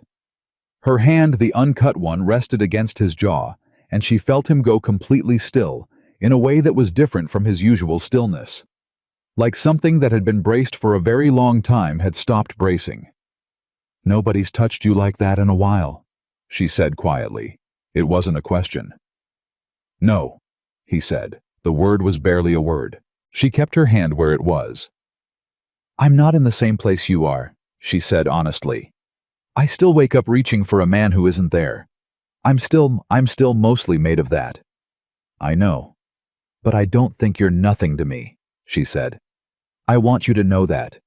Whatever this becomes, you're not nothing." He didn't say anything. He didn't need to. She could feel the answer in the slight change of his breathing, in the way he turned his face almost imperceptibly into her hand, like a man leaning toward warmth after a long time in the cold. And then in a moment that belonged to neither of them fully, and to both of them completely, she leaned forward and she kissed him. It was not a passionate kiss. It was not the kind of kiss that resolves things or declares things or burns a bridge behind you. It was the kind of kiss that two people share when they are both standing at the edge of something they hadn't expected to find and are not yet sure whether to step forward. Tentative and real and over quickly, and followed by a silence that was not awkward so much as full. She sat back. He opened his eyes. She looked at him, and he looked at her, and neither of them smiled, because it wasn't the kind of moment you smile at. It was the kind you simply hold for a moment to make sure it was real. "Okay," she said quietly. "Okay," he said. She stood up. She picked up her coat from where she'd dropped it. She moved toward the door. "Clara," he said. She stopped but didn't turn. "I want you to know something else," he said. "Whatever happens with Nathan, whatever happens with any of it, I'm not going anywhere. Not because the law says I have to stay, because I don't want to leave." She stood in the doorway for a moment. She pressed her palm flat against the doorframe, the good hand, not the cut one, and she felt the wood solid and real beneath her. "Get some sleep," she said. "We've got 2 days." She walked back out into the storm. But something had changed in the space behind her ribs. Something that had been locked up tight for a long time, and it had not opened, not fully, not yet. But it was no longer refusing to. Sunday was deceptively quiet. Clara repaired what the storm had damaged and wrote 3 letters she didn't send, and thought about Monday and tried not to think about Saturday night, and failed at the last part with some regularity. Caleb worked and didn't press her. She appreciated that more than she could have said. By Sunday evening, the ranch was back in order and the sky had cleared, and Hector and Eli were in the bunkhouse and Clara was in the office reviewing the land documents when she heard horses on the road. More than one. She was at the window before she'd consciously decided to move. 3 riders, coming up the main road at a pace that was not casual. The lead rider she recognized after a moment as Denny Cross. Behind him were 2 men she didn't know. She went to the hall. "Caleb?" He was already coming out of his room. He had heard it too. "Cross," she said. He nodded. He was already moving toward the front door. "Wait," she said. "Don't go out first. Let me." He looked at her. "Nathan sent Cross because he thinks a woman will be easier to intimidate than a man," she said. "If you go out first, it confirms that's where the authority is. I go first." Caleb held her gaze for a moment. Then he stepped back. "I'll be right behind you." She went out first. Cross pulled up in the yard and looked down at her from his horse with that particular quality of false patience he carried like a coat. "Evening, Mrs. Dawson." He looked at the house behind her, found Caleb in the doorway, looked back at her. "Mr. Cole asked me to stop by. He hasn't heard anything further about his offer." "He'll hear from me this week," she said. "I said a week." "He's getting impatient." Cross looked around the yard with the deliberate casualness of a man who wanted you to know he'd looked at everything. "Mr. Cole wanted me to mention that he's had some legal questions come up about the original right-of-way agreement. His lawyer thinks there may be a problem with the documentation." Clara went very still inside, not outside. Outside, nothing moved. "Is that right?" she said.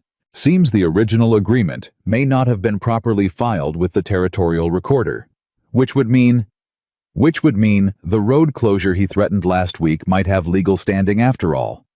She nodded slowly. "Tell Nathan that I'll have my own lawyer look at the filing. If there's a problem, we'll resolve it through proper channels." Cross's eyes narrowed slightly. "You have a lawyer, Mrs. Dawson. I have access to the territorial recorder's office," she said, "which is effectively the same thing." Briggs. She was talking about Briggs. Cross knew it. She could see it in the slight tightening of his jaw. "Mr. Cole just wants this settled," Cross said. His voice had dropped a register, still polite, but with something under the politeness now. "He's a patient man, but even patient men have limits." "Tell Nathan I'll be in touch," she said. before the end of the week. A long pause. Cross looked at Caleb again, a different look from the last time, more measuring, less confident. Then he looked back at Clara. "Good evening, ma'am," he said. He turned his horse and the two men turned with him, and they rode back out through the gate. Clara stood in the yard until they were out of sight. Caleb came up beside her. "He's probing. He's nervous." She turned. "Nathan is nervous. He's checking whether we're doing anything, whether we have support, whether I have legal access." She looked at Caleb. "He found out about Briggs." "Maybe." Caleb watched the gate. "Or he's starting to suspect. Either way, he's moving faster than we expected." She felt it, the shift in timing, the ground tilting under their feet. "Monday's too far," she said. "We can't move the commission." "No." She thought fast. "But I can call his bluff on the right-of-way. If I go to Briggs tomorrow morning and we formally file a response to any potential right-of-way challenge, get it on the territorial record before Nathan can file anything, it buys us another layer of protection, and it keeps Briggs in an official role that has cover." Caleb thought about it. "It also tells Nathan you're fighting him on every front." "Good." She looked at him. "I want him to know I'm fighting. I want him focused on me and not on what's coming from Helena. You're going to make yourself the target." She held his gaze steadily. "I already am the target. I'd rather be a target who's moving." He looked at her for a long moment. That same quality of recognition she had seen in him before, the acknowledgement of something in her that he seemed both unsurprised by and quietly awed by. "All right," he said. "First light tomorrow," she said. "We ride to Briggs together." She turned toward the house. "Clara." His voice was quieter than usual.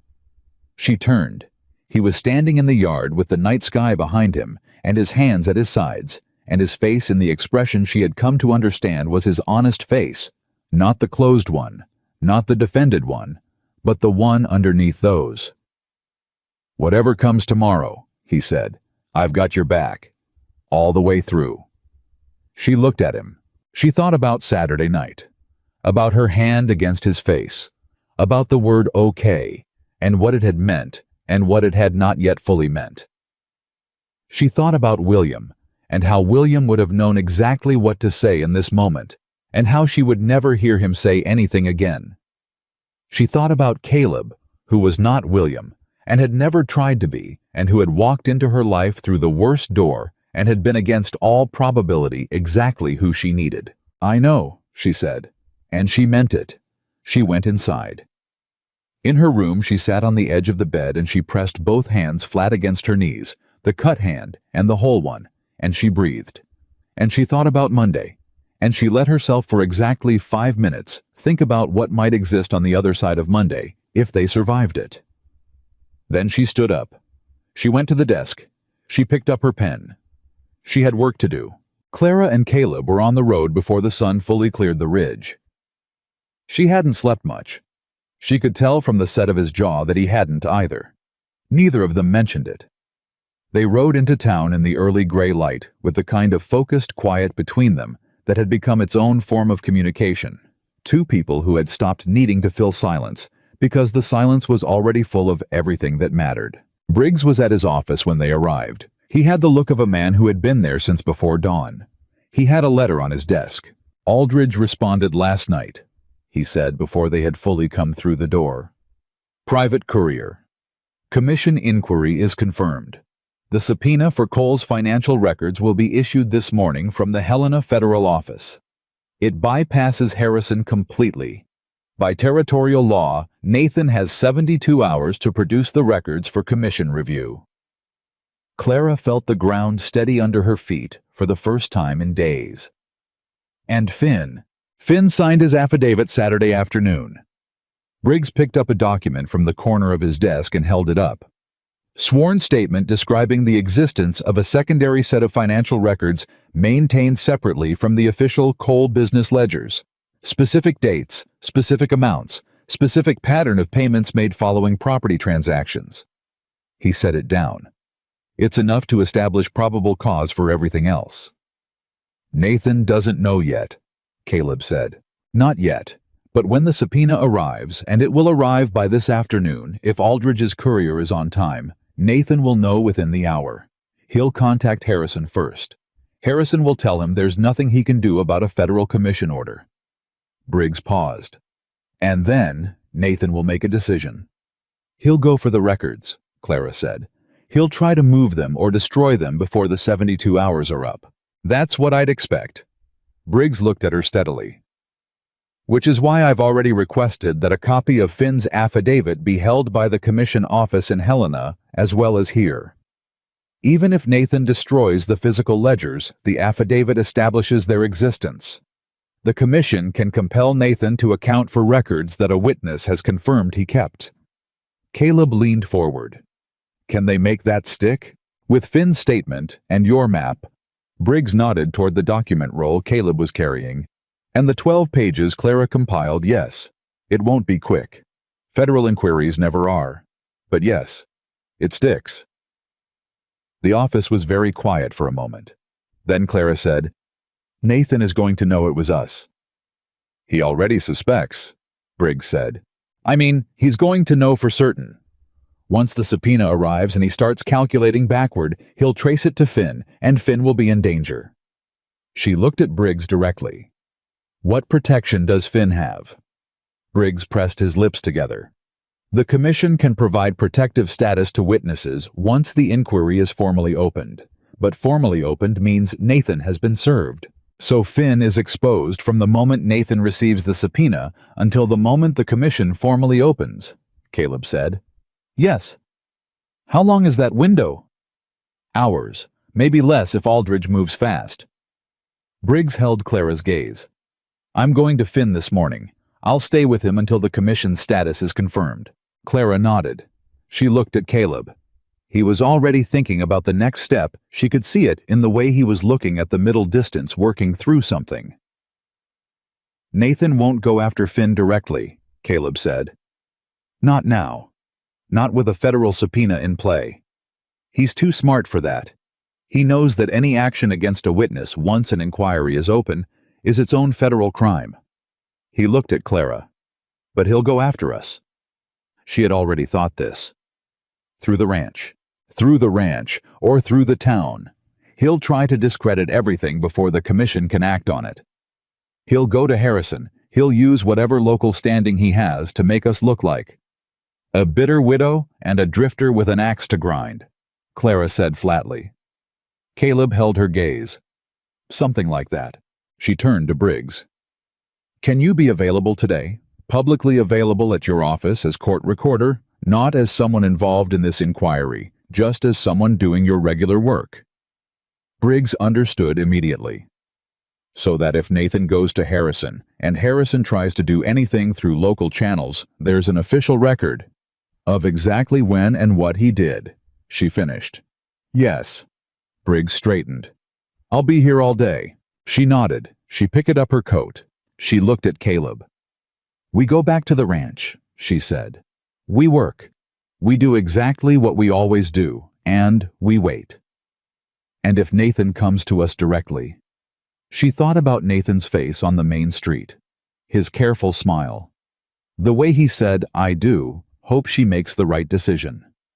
We let him come, she said. Yeah. They were back at the ranch by 9.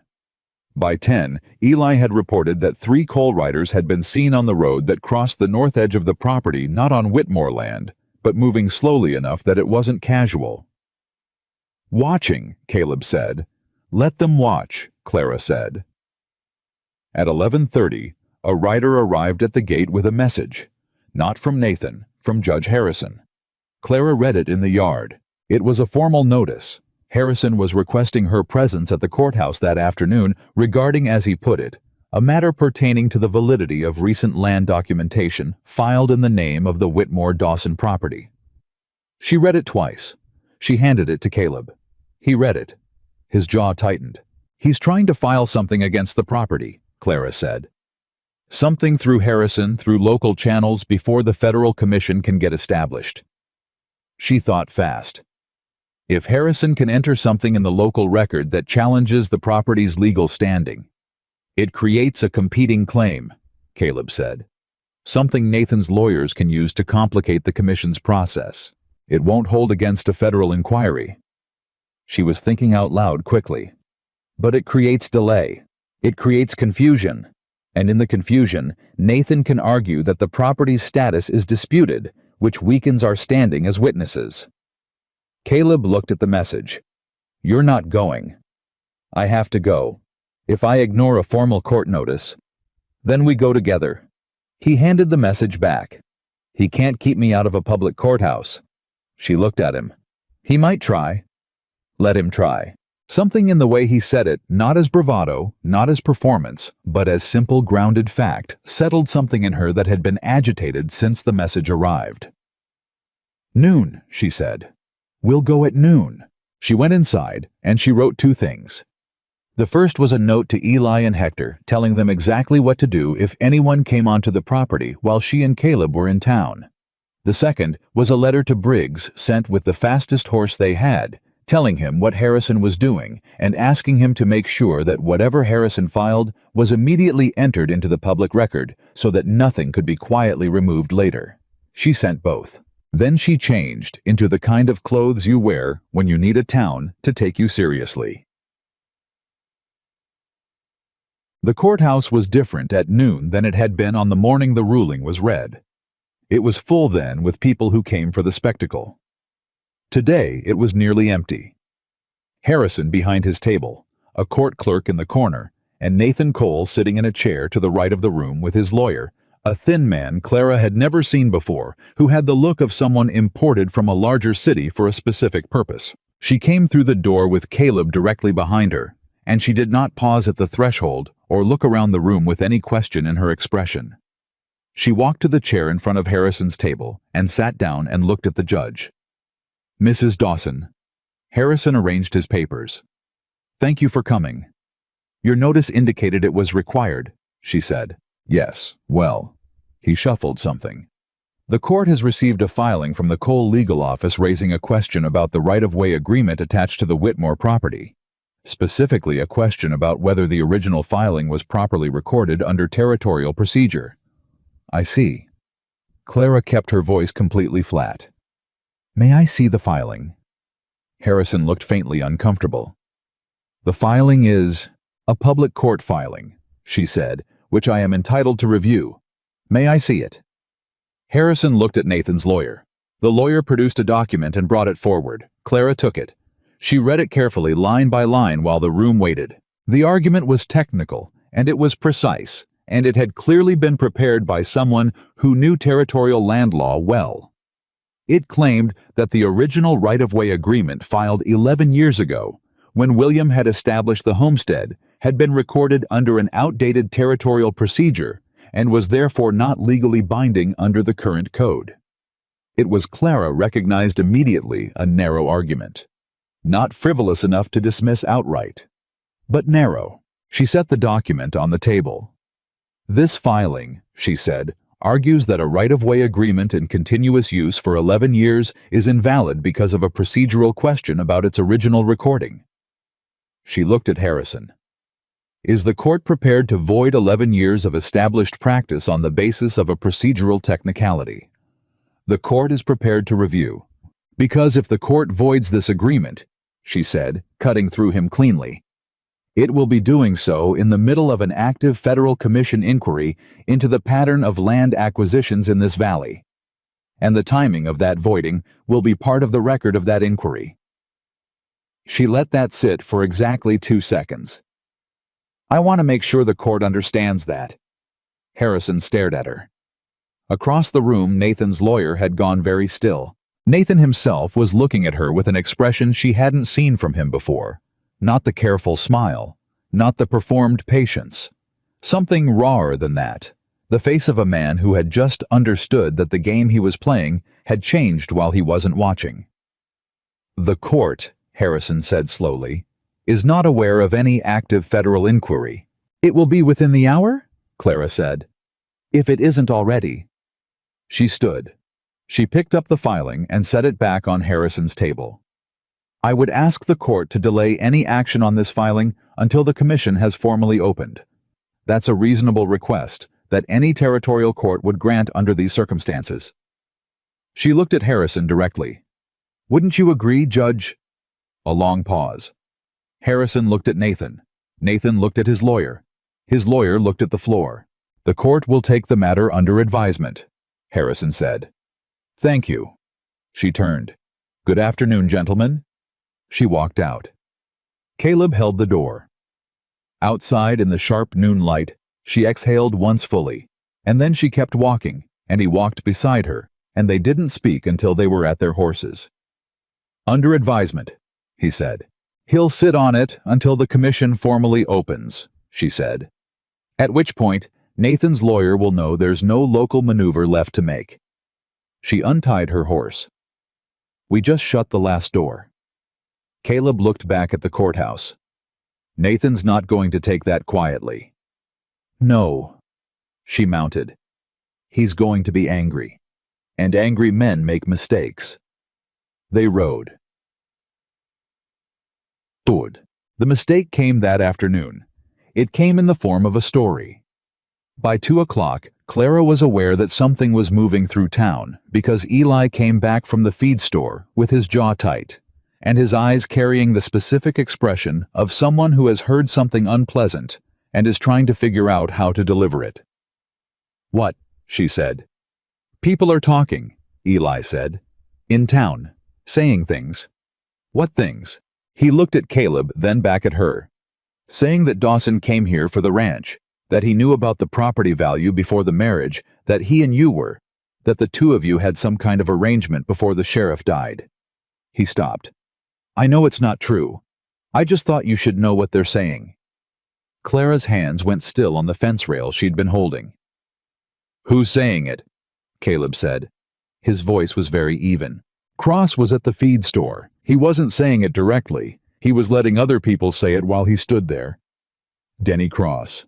Nathan's man. In the feed store planting a story. Clara looked at Caleb.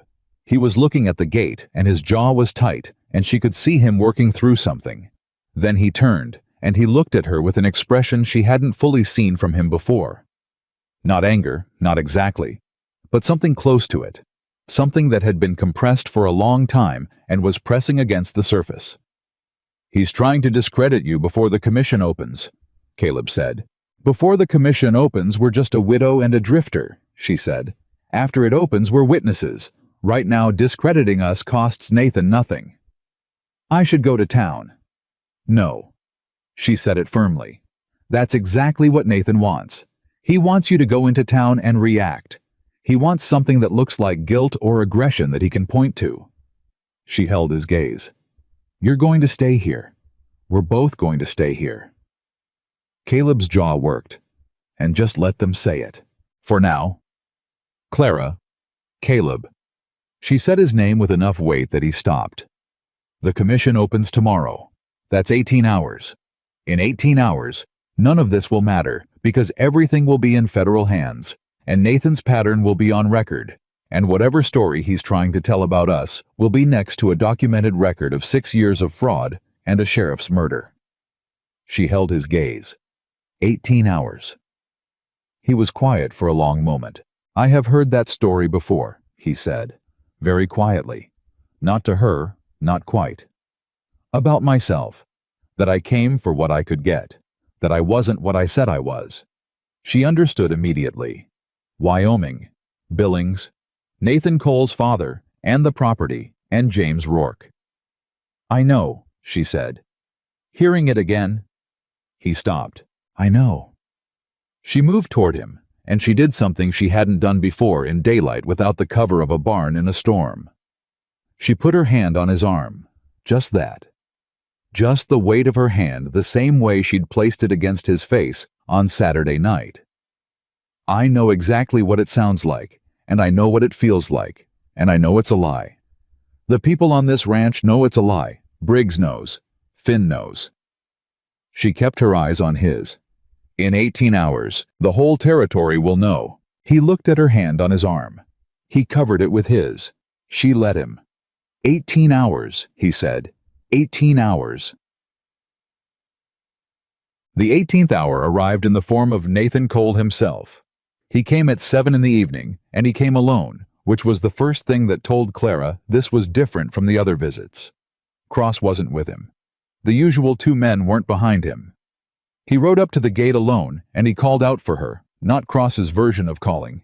Not the loud performative demand, just her name once, with something underneath it that she hadn't heard from him before. She came out. Caleb came to the doorway, and she held up her hand without looking back, and he stopped there in the doorframe where Nathan could see him, but he wasn't standing between them. She made sure of that, specifically. Nathan dismounted. He held his horse's reins, and he looked at her across the yard, and what she saw in his face was not what she expected. It was not anger. It was not the careful smile. It was something stripped back and honest in a way she had not once seen from him. "I got the subpoena," he said. "I know." "The commission." He paused. "Aldridge personally signed it." "I know that too." He looked at her for a long moment. "It was you." "It was William," she said. "I finished what William started." Something moved across Nathan's face, at that she couldn't name it fully, but it had weight in it, the kind of weight that doesn't come from a single thing, but from the accumulated pressure of a great many things over a long time. "What do you want from this, Clara?" He said her first name, and for the first time, it wasn't the practiced familiarity of a man trying to create an impression of closeness. It sounded like a real question. "The ranch. You have the ranch. The inquiry can't touch your property." "I want it to stop," she said. "I want every rancher in this valley to be able to keep what they've built without someone with money and lawyers and hired men picking it apart.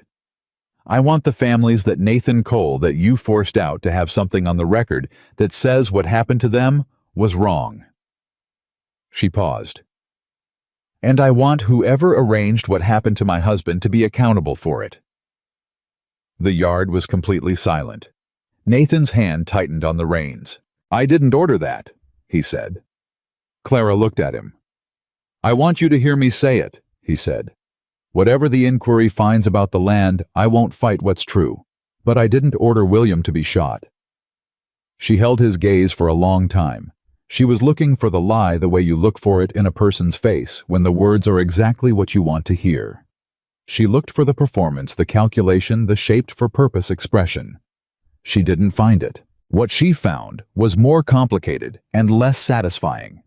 The face of a man who had done a great deal of wrong and knew it and was drawing a line at the one wrong that was worse than all the others. "Then who did?" she said. He looked away, just briefly, then back. "I don't know. I think someone made a decision I didn't make. Someone who thought they were helping me." He paused. "I've been trying to find out for 6 months." Something moved through Clara's chest. Not relief, not quite, but the specific ache of a truth that is more complicated than the one you were carrying. She had been so certain. She had built the whole structure of what she'd set in motion on the foundation of Nathan being responsible for William's death, and now he was standing in her yard telling her that he might not be, and the ground was shifting under her feet. She breathed. She thought about Caleb behind her in the doorway. She thought about Finn's affidavit, 12 pages, the map. She thought about William. "You're going to cooperate with the commission," she said. It was not a question. He looked at her. He looked at the house behind her where Caleb was standing. He looked at the ranch, the land, the cattle moving in the distance, the fence lines and the river access, and all the acres he had been building toward for 6 years. "Yes," he said. She nodded once. "Then go home, Nathan." He stood there for another moment. He looked like he might say something else. Then he turned, and he mounted, and he rode out. Clara stood in the yard until the sound of the hooves faded. Then she turned. Caleb was still in the doorway. He had heard all of it. She could see that in his face, not the words maybe, but the shape of what had happened, the unexpected turn that had left the ground less solid than it had been. "He didn't order it," she said. "I heard." She walked toward the house toward him. She stopped at the bottom of the porch steps and looked up at him. "Then someone else did," she said. "Someone who thought they were helping Nathan and moved independently." She pressed her hand against the porch rail. The inquiry is going to have to go deeper than Nathan's land records. It will, Caleb said. With a federal commission and a cooperating primary witness, it will. She nodded. She looked at him.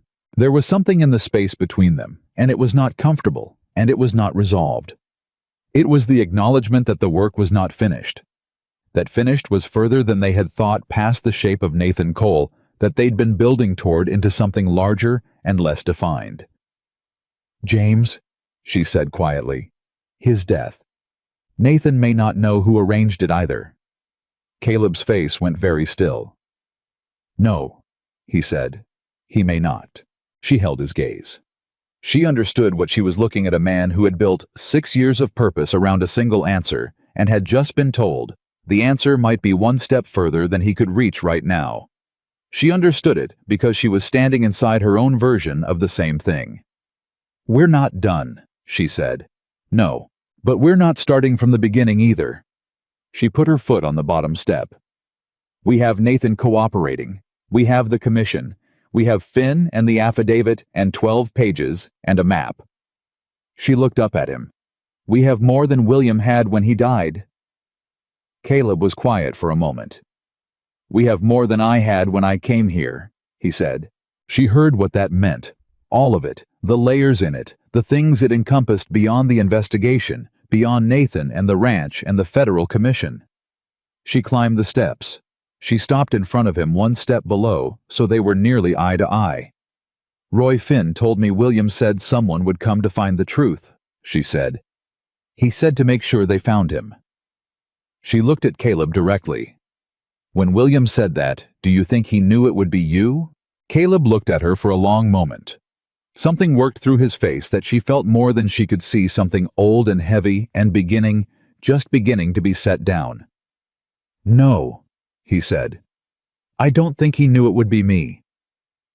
I do, she said. And she walked past him into the house. She heard him stand there for a moment. Then she heard his footsteps behind her, and something in her chest, that thing that had stopped bracing against itself on a storm-soaked Saturday night in a barn, moved another inch toward open. Monday morning, the Federal Commission formally opened its inquiry into Nathan Cole and associated land transactions in the Red Valley District of Montana Territory. Aldridge arrived from Helena himself, which Briggs told them later was unprecedented, a sign of how seriously the commission was taking what they'd been given. He came with 2 deputies and a stenographer and a complete set of territorial land records pulled from the Helena archive, and he set up in the courthouse with Harrison very pointedly not invited to participate. Clara and Caleb gave their testimony that morning. She had expected it to feel different. She had expected the formality of it, the oath, the formal questions, the stenographer's pen moving across the page to feel like a conclusion, like the moment she'd been building toward. Instead, it felt like the opening of something. Like the moment a door you've been pushing against finally gives, and what's behind it is not a room, but a hallway, and the hallway goes further than you can see. She told Aldridge everything in sequence in the steady, detailed voice she had been saving up for exactly this moment. She told him about William's investigation, about Roy Finn, about the 12 pages, and the map, and the diner on a Tuesday morning, and everything Nathan Cole had built across 6 years and 7 properties and 1 terrible night at a grain depot. She told him about James Rourke. When she mentioned James, Caleb's breathing changed beside her. She heard it just barely. She didn't look at him. She kept her eyes on Aldridge and kept her voice even and said everything that needed to be said about a man who had disappeared into Nathan Cole's father's land and had never come out. When she finished, Aldridge was quiet for a moment. Mrs. Dawson, he said, your husband assembled an impressive foundation. He did, she said. And you completed it. She thought about that. She thought about 12 pages written at a kitchen table at midnight with a man who didn't sleep well sitting across from her. She thought about a Tuesday morning at a diner and a hand pressed flat against a door in a storm and a courthouse where she had walked out in gray instead of black and everything that had come after. We completed it, she said. She felt Caleb go still beside her. She didn't look at him, but she heard him exhale slow and even, and she knew what it sounded like. It sounded like something being set down. The commission inquiry lasted 11 days. 11 days of depositions and document reviews and formally recorded testimonies that built on each other the way a wall builds one layer at a time, each one making the next more solid. Aldridge ran it with the methodical patience of a man who had learned that rushed justice is no justice at all. And Clara watched the process from the inside and understood for the first time why William had been so careful about building the case right rather than building it fast. Because when you build it right, it holds. Nathan produced his official ledgers on the second day, accompanied by his lawyer and a formal statement of cooperation. Aldridge accepted both without comment and set his deputies to cross-referencing every entry against the territorial land records from Helena. Clara was not in the room for that part, but Briggs was in his official capacity as court recorder, and he told her that evening that Nathan had sat through the entire review with the expression of a man who had already accepted the arithmetic. On the fourth day, something happened that none of them had anticipated. Roy Finn came in voluntarily, not summoned, not pressured, but on his own feet with his leather case under his arm and his gray mustache carefully trimmed, and he asked to add to his sworn statement. He told Aldridge he wanted to describe in precise detail the contents of the secondary ledger. Not from a copy, from memory. Because Roy Finn, as it turned out, had the specific gift of a man who had spent 30 years keeping meticulous records. He remembered numbers the way other people remembered faces. He spent 4 hours reconstructing the secondary ledger from memory. Every payment, every date, every amount, every notation Nathan had made in his own hand alongside the figures. When he finished, the room was completely silent for a long moment. Then Aldridge said quietly, "Mr. Finn, that may be the most significant single testimony this commission has ever received." Finn straightened slightly in his chair. He picked up his leather case. "The sheriff was a good man," he said. "I've been owing him something for a long time." Clara heard about it from Briggs that evening.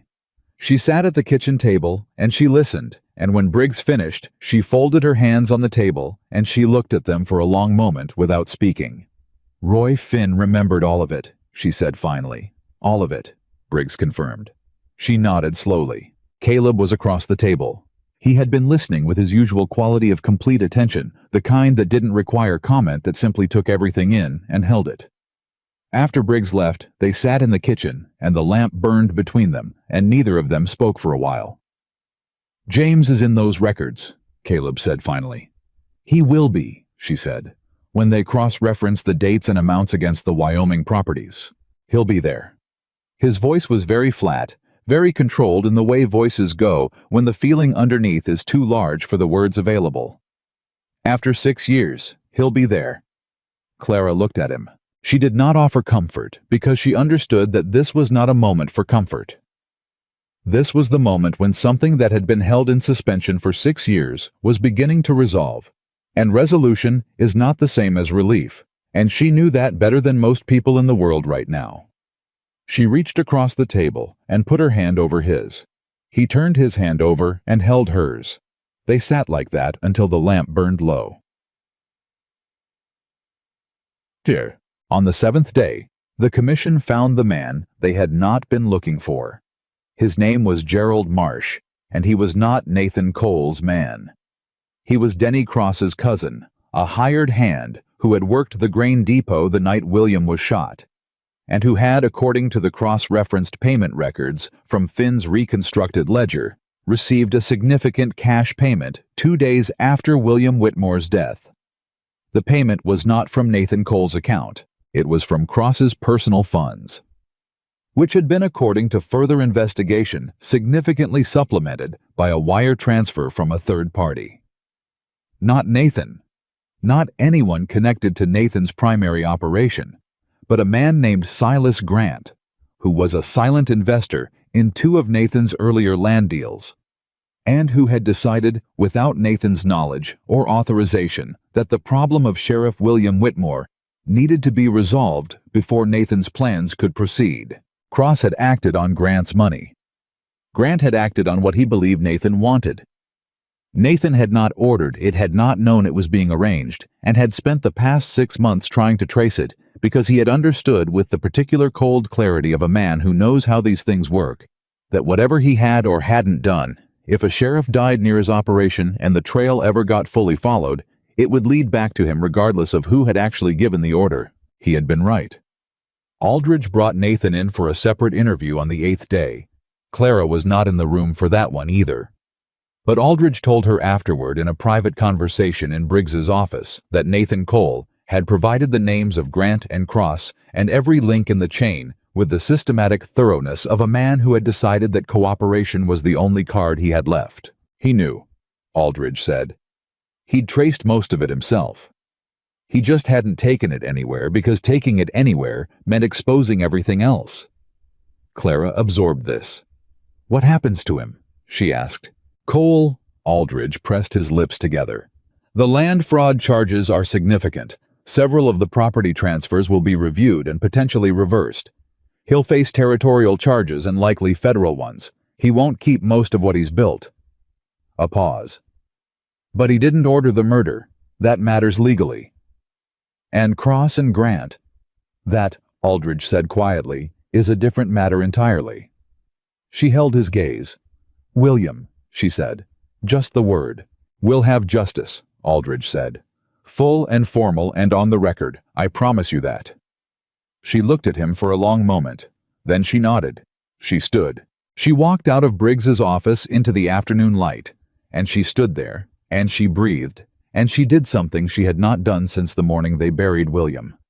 She let herself cry, not visibly, not with any drama, just her eyes filling, and the tears running down her face in the bright afternoon, and her breathing going unsteady for exactly 1 minute, while the town of Red Valley moved around her without paying particular attention. 1 minute. Then she wiped her face. She straightened her coat. She walked to where her horse was tied, and she rode home. What? Caleb was at the north fence when she rode in. He saw her face before she said a word. She knew he did, because he dropped what he was doing and came toward her without hesitation. "They found who did it," she said. She told him. All of it. Cross and Grant and the wire transfer and Silas Grant's decision made without Nathan's knowledge and the specific terrible ordinary way in which William had died, not as the central obstacle in a large scheme, but as a problem solved by two men acting on greed and assumption without ever once considering what they were actually ending. Caleb stood and listened, and his face went through several things in sequence recognition. Then something colder and harder. Then something that was the opposite of cold, something too raw to be properly named. When she finished, he looked at the ground for a moment. "Cross," he said, "and Grant, both facing murder charges. Aldridge is handling the arrest personally." He nodded. He kept looking at the ground. "James," she said quietly. "Caleb, the payments in the Wyoming ledger. Aldridge is going to pursue that thread. Grant's operation goes back further than Red Valley. If there's a record, I know." He looked up. His eyes were very dark and very direct, and there was something in them that she recognized as the look a person has when they have been carrying a weight for so long that the prospect of putting it down feels less like relief and more like learning to walk differently. "I know." She looked at him. "It's not finished," she said. "Not all of it. The charges, the hearings, the property reviews, it's going to take months. And James may never be fully answered," he said. "I know that too." He held her gaze. "I've known it for 6 years. That some things don't get the ending you needed. That sometimes the best you get is enough evidence to know what happened without enough left to hold the full weight of it." She held his gaze. "Is that enough?" she asked, not testing him, genuinely asking. He was quiet for a long moment. "It's more than I had 3 months ago," he said. "And 3 months ago I didn't have—" He stopped. "What?" she said, quietly. He looked at her. The afternoon light was behind her, and he was looking at her with an expression she had no comfortable category for something that had been building in increments since a courthouse and a gray dress, and the words, "I won't take anything from you that you don't willingly give," and had arrived here at its full weight. You, he said simply. 3 months ago I didn't have you. The yard was very still. She looked at him. She thought about all the things she could say about William, about grief, about the complicated arithmetic of a heart that has loved and lost and is only beginning to understand what it might be capable of next. She thought about 18 hours and a storm and a tack room and her hand against his jaw. She thought about what it meant to choose something, not because a law required it, not because circumstances had arranged it, but because you looked at a person and you saw them, the whole shape of them, the scars and the steadiness and the losses they'd turned into purpose, and you chose them with your eyes open. I know, she said, and she stepped toward him. He met her halfway. This kiss was different from the first one. The first one had been a question, tentative and half-formed, the kind of thing you do in the dark when you're not yet sure what you're saying. This one was an answer, unhurried and clear in full afternoon light, with the ranch around them, and the work unfinished, and the months ahead still complicated and uncertain, and all of that present and accounted for and chosen anyway. When she stepped back, she looked at him. His face had done something she had not seen it do before. Not the almost smile she'd catalogued in the early weeks. Something fuller than that. Something that changed the whole landscape of him. All right, he said. The same word she'd said to him in the barn, carrying the same weight. All right, she agreed. Eli appeared around the corner of the barn, took one look at the two of them, turned directly around, and disappeared back the way he'd come. Clara looked in the direction Eli had gone. He's going to tell Hector, she said. Probably already has. Caleb glanced toward the barn. The corner of his mouth moved in that way it had the thing that was earlier than a smile, and somehow more honest. Hector owes Eli $2. She looked at him. They were betting on us. Since about the third week. He looked entirely unbothered by this. Hector thought it would take longer. She stared at him for a moment. Then she laughed. It surprised her. The laugh, the full real weight of it coming up from somewhere. It had been stored since before William died, since before all of it, from a place that had been waiting for the right moment to open. She pressed her hand over her mouth, and the laugh came through anyway, and she heard Caleb's voice underneath it, low and warm. Not a full laugh, but something in its neighborhood. When it passed, she felt lighter, not empty, not like something had been removed, like something had been rearranged to fit better. She looked at him. Come on, she said. There's still 2 hours of daylight. He fell into step beside her. The formal commission report was released 4 weeks later. It was 43 pages, and it was thorough, and it documented in precise, unremarkable legal language the full scope of what Nathan Cole had done across 6 years. The property transfers, the coerced sales, the pattern of intimidation and manufactured legal challenges that had stripped 11 families of land they had built and intended to keep.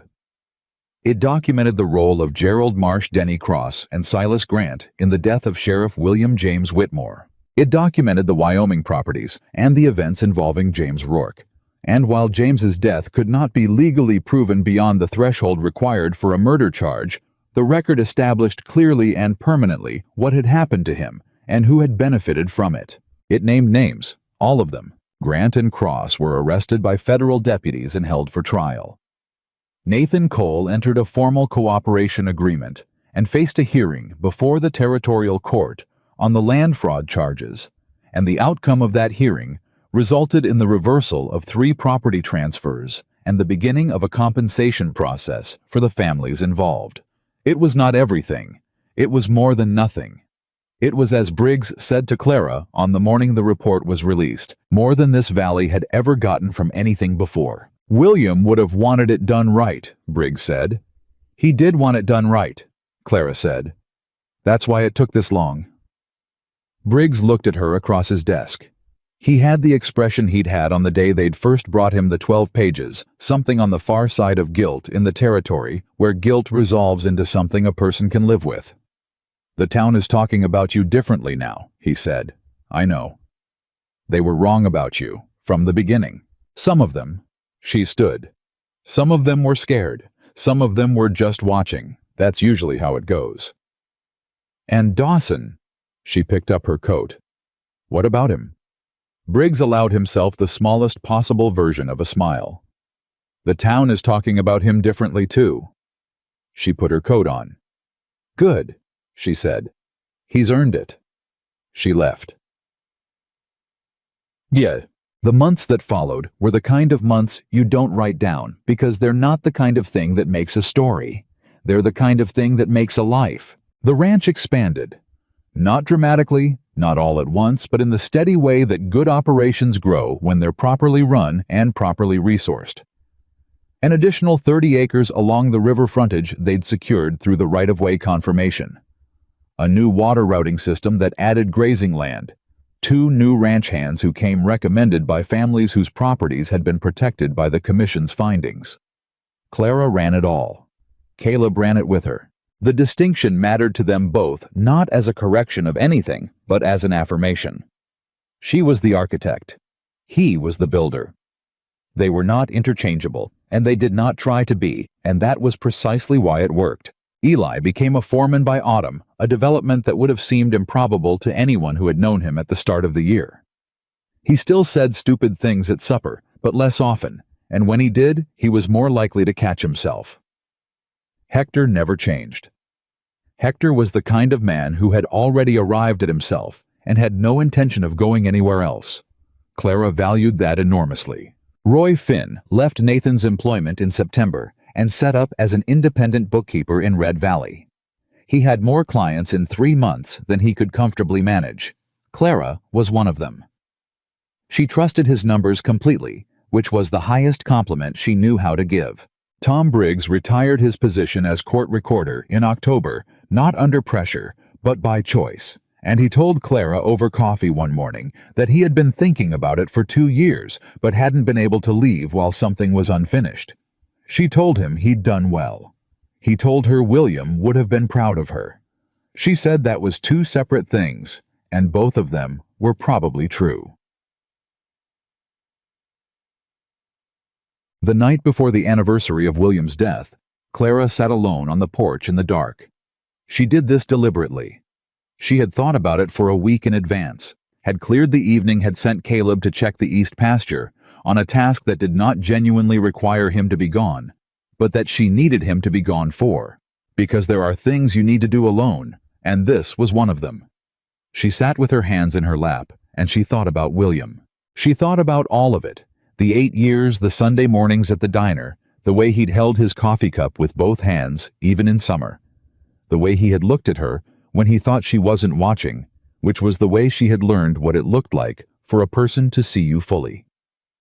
She thought about the chair facing east, where she had sat in the days after he died, trying to memorize a smell. She thought about what he had said to Roy Finn 6 months before he died.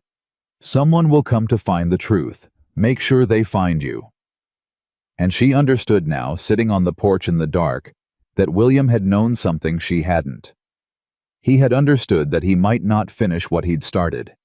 And instead of stopping, he had kept building and had made sure the pieces were in place for someone else to complete it. He had trusted that someone would come, and someone had. She sat with all of that for a long time. She let it be heavy, and then she let it be lighter, not because the weight had changed, but because she had gotten stronger and the ratio had shifted. That was what grief did. She had learned when you moved through it instead of around it. It didn't get smaller, you got larger, and eventually you could carry it without it being all you were carrying. She heard footsteps on the porch. She didn't turn. Caleb sat down in the chair beside her. Not William's chair, the other one. He had always, without ever discussing it, chosen the other one. He didn't say anything. She didn't say anything either. They sat in the dark together, and the valley spread out in front of them the way it always did at night. The grass moving in the low wind, the stars very large and very clear, the way they only were out here, away from the lights of things. And Clara felt both things at once. The way she had learned she could, the loss and the presence, the grief and the gratitude, the love that had ended, and the love that was beginning, both of them real, both of them hers. I keep thinking about what you said. she said finally. In the tack room the night of the storm. That I wasn't nothing to you. He waited. I want you to know that was the right thing to say. She looked at her hands. Not because it started something, but because it was honest. And I had not had a lot of honesty in those first weeks. You had your own honesty, he said. You were the most honest person in any room. About the ranch, about Nathan. She paused. About other things I was still figuring out what was true. And now... She turned and looked at him in the dark. Now I know, she said. He looked at her. His face in the dark was the honest face, the one underneath the others, the one she had learned to see. Clara, he said. I know the timing is not conventional, she said. I know that some people in this town are still watching. I know that what we have started from an arrangement that nobody would have chosen and has become something that... She stopped. She started again. You are the most honest person I have found since William. And you came here for the right reasons, and you stayed for the right reasons, and every day since you got here, you have been exactly who you said you were. She held his gaze. Do you know how rare that is? He held very still. I'm not easy, she said. I know that about myself. I have opinions about everything, and I don't give way easily, and I will always run my own ranch my own way, and you would be choosing a life that is already built, and that you would be joining rather than building from scratch. I know all of that, he said, and I chose it the morning I walked into that courthouse. He looked at her steadily. And I've kept choosing it every day since, and I would like to keep choosing it. She looked at him for a long time. The wind moved through the grass below the porch.